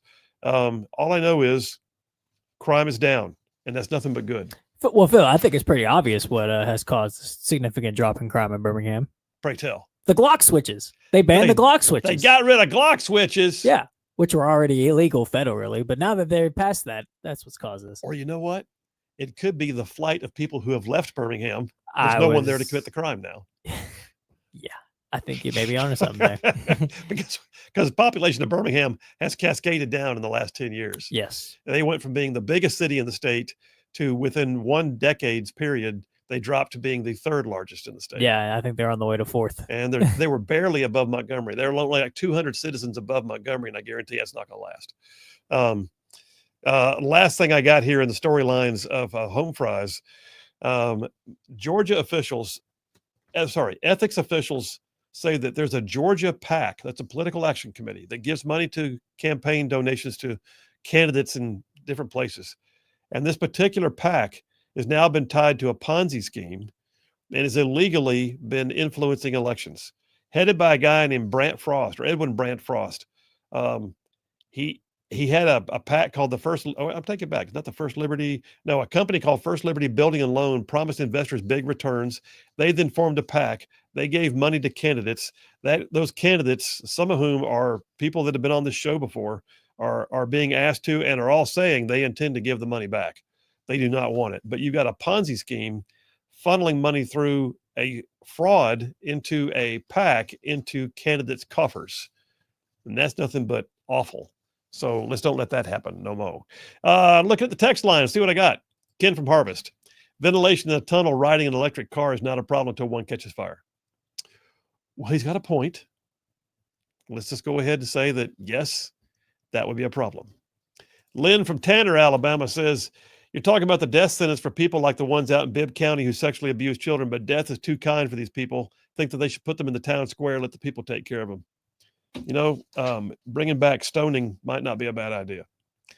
Tim from Gurley, Alabama says, Gurley's finest. Phil, did anyone ever say what happens to the kids when the sex traffic rings are broken up? No, I don't know. I mean, right now, first of all, they're never going to release the names of the kids because that's to protect their minor status and to not cause them to be further stigmatized. I don't know where these kids are, what they are. I do believe that some of them have been taken into state custody through DHR. But, we've got to make sure that they've got everything they need as well. In fact, they should come first. Gary MS from Huntsville. Gary MS says, hey, Phil, just curious, have they mentioned the race of the children? Biden lost 350,000 children. There is a gang-related person involved. Yeah, and I don't know. I do know this. You can assume some of them are Caucasian. I say that because, believe it or not, some of those people who were arrested, whose mugshots we have seen, were the parents of some of the kids involved. Just some. So I don't know how many more might have been kids that were trafficked through, but some of them were actually the parents making money off their own children, which is the next level of awful. Randy from Madison, hearing April Weaver say, like Mayberry, I don't recall Ange and Barn busting an underground child sex ring like they need to hang them all. Yeah, I know, but what she's saying is, and it is, Bibb County, Alabama, this story is not Bibb County. This story happened in Bibb County because Bibb County is salt of the earth. Bibb County is hometown America. And like she said, Bibb County is a place where, everybody knows everybody. You run into your neighbors at the grocery store. You have church, have dinner on the ground still at the Baptist church down the way. It's a horrible situation, but I would say this, everything I've read so far says that the people of Bibb County are as shocked and dismayed over this, perhaps more so because it happened in their backyard. And how many people are wondering now, what did I see at the diner? What did I see at the grocery store? What did I see at the gas station that if I'd realized what I was seeing, I might have been able to say something sooner? And it's tearing up the community right now. You can pray for Brent, Alabama, the little bitty town where this happened. Awful. Adam from Athens is talking about your Braves game. He said the Braves game is going to be cool, but not as good as when Tennessee played Virginia Tech and held their game there. I'd forgotten about that. They did. I never even knew that. Spoiler alert, Tennessee blasted them 45-24 in front of over 150,000. That must have been pretty epic. Yeah. Yeah. What is it with them doing it there? Is that just a great venue? They're just amenable to making a new field in the middle of everything? I think it sounds fun. That sounds pretty fun. And the rain just started, by the way. It's pouring down rain outside our windows. Oh, yeah. What else? Like Dave from Capshaw says, Phil and JP, I'm not wild about taking the human element out of officiating sports. Next will be robotics and athletes tied to robotic officiating. I guess they'd be paid in cryptocurrency. We're going to get down. What was that movie with, oh gosh, what's the guy that played Wolverine's name? Hugh Jackman. Hugh Jackman. I want the robot boxing movie. Oh yes, yeah. Are we there? No, I don't think we're there yet. But I will say, when you talked about being paid in cryptocurrency, there was an NBA player recently. For some reason, I want to say DeAndre Ayton. I could be wrong. Had some of his contract in crypto. Did you really? Yeah. So it is. Then he opted that it was specific in his contract. I could be wrong on the player. I'm pretty sure it was an NBA player. Wow. But yeah. That's crazy. Mm. Okay, it's happening. Glenda from Decatur says, book recommendation called The Bitcoin Standard. No, thank you. By somebody named Safdeen Amos. That's a name. Safdeen Amos, The Bitcoin Standard. One of the best and most entertaining descriptions of fiat currencies I have read. Glenda sounds like an expert. He also has some ties to the Mises Institute in Auburn. The Mises Institute's very cool. It's right down the way. People don't realize it's there, but right down there in Auburn. Glenda, thank you for that. A couple more for the break. Brad from Limestone County, thanks again for taking my call earlier, Phil. Absolutely, man. It's been a pleasure talking with you. And again, he reminded us the guy's name was Jimmy Song, and his book is called Thank God for Bitcoin, The Creation, Corruption, and Redemption of Money, written from a biblical perspective. Interesting. Joe in Tennessee says, do all things in moderation. That's a quote. Like he's talking about Bitcoin. Or that may have been when we were bashing Shag for Shag Nasty for drinking in Texas. Maybe maybe it was. I've forgotten about that already. Maybe he was talking about crypto. Could be either. David from Huntsville says, is it Light? Yeah, Litecoin is much faster to use as currency than Bitcoin. Okay, these people, we got an audience full of these folks, man. And then Chris from Sterrett, Alabama says, for child sex offenders, they take the play out of the Princess Bride book to the pain or to the, I agree. Listen, I hope this bill passes, and I hope that we set the standard for making sure that people who do the things that we're hearing about literally have to pay with their lives. I'm okay with that. And then last thing, Lynn from Tanner, Alabama says, I didn't say anything about stoning, LOL. I was thinking worse. You have to put that on there, just letting you know stoning would be too kind. I did read it though, didn't I? Lynn, thank you. All right, we're taking a break. Last break of the day on a Friday afternoon. Phil Williams, Rightside Radio. Y'all stay tuned. We will be right back. And she just doesn't want to be there. And so I keep dragging and keep counteroffering, and she loses. And she says, that's it. 15 years with the crime of violence. That's my final offer. No way with the violence in your crime and the assault cases that you've caught in county jail, these 2 extra assault cases, will I ever drop this crime of violence? And so on a 32-year sentence with a crime of violence, you're going to do 24. Okay, so that matters. It's a huge, like, you're going to do more of your time. Yeah. And then on a nonviolent, you're going to do maybe a third of your time or less. Okay. So I'm heavy focused on that crime of violence. Like, okay, we got her down to a decent year range, and I don't know where this came from. It had to have been a God thing. And I looked at my lawyer. I said, you don't tell Judge Toth anything. I said, you walk in there to that district attorney, go tell her that, my client doesn't want to end up in he wants to change his life. He doesn't want to end up in a maximum security prison with swastikas all over his face. He wants to change his life. He's willing to give you a year if you drop the crime of violence. And the way their thing works is like, oh, I get 16 instead of 15, cha-ching. And all of a sudden, all that, conviction about crime of violence just went out the window. So she got a trophy, basically. Correct. Yeah. And so I gave her the year, which is that's good for her. So she drops the crime of violence, and I get 16 years with no crime of violence is what I ended up getting sentenced to. Yep. Wow. Yeah. Wow. And that I is was crazy. You are into sales. Yeah. And I was the happiest person ever to be sentenced to 16 years. Like, yay, 16 years in prison. But again, everything's relative when you face it to 32 or 384. Yeah. All right. You said in one interview I saw with you, I've forgotten, it's some folks that you had known, but they have their own podcast, Emily and somebody else. I've forgotten the guy's name, the husband and wife team. Chris and Emily, yeah. Yeah, Chris and Emily. But at one point you said in that solitary confinement where you began having that epiphany about accepting responsibility for your own actions and you're not a victim of that, you felt like God had thumped you. But you still weren't there yet. Yeah. But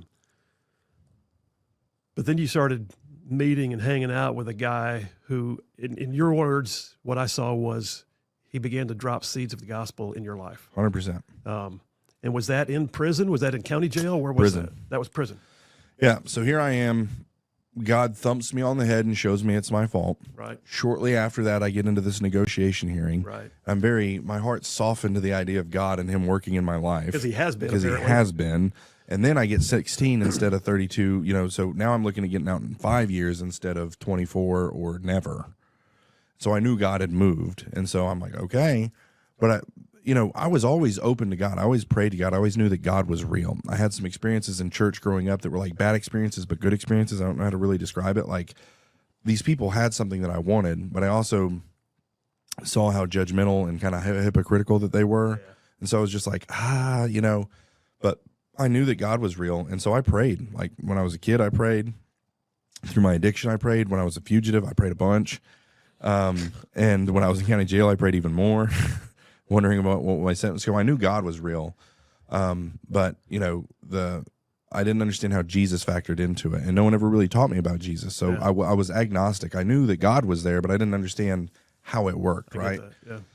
And so I get to the first prison I get to is called Huerfano County Correctional Center, which is in Walsenburg, Colorado. You go in there, you got in Colorado you wear greens, and so you got your greens on, and you've got a couple extra pairs of greens and a couple pairs of state issued underwear, like a cup and a spoon.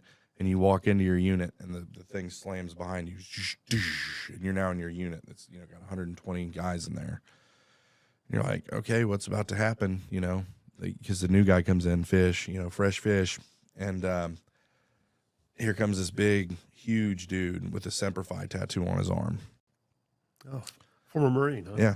Yeah. Well, always a Marine, they say. True. I've made the mistake of calling him a former Marine and been corrected 17 times. So. But he walks up and reaches out and shakes my hand. He says, "My name's Charles. I'm a Christian, and this is a faith pod." And so all the movies that were going off in my head about the doors slamming and someone coming up to stab me having to fight to see if I was tough, like there's all the things that I thought could have, would have, should have. But this big, burly, huge dude who definitely could have beat me up is like, "My name's Charles. I'm a Christian. This is a faith pod." That wasn't on the, on the bingo card. That's correct. We're not on the bingo card. Yep. And I'm like, okay, Charles, what is a faith pod? And he goes, "Man, we do discipleship in here. And, we do Bible studies. We do discipleship. And I take seminary classes on the weekends."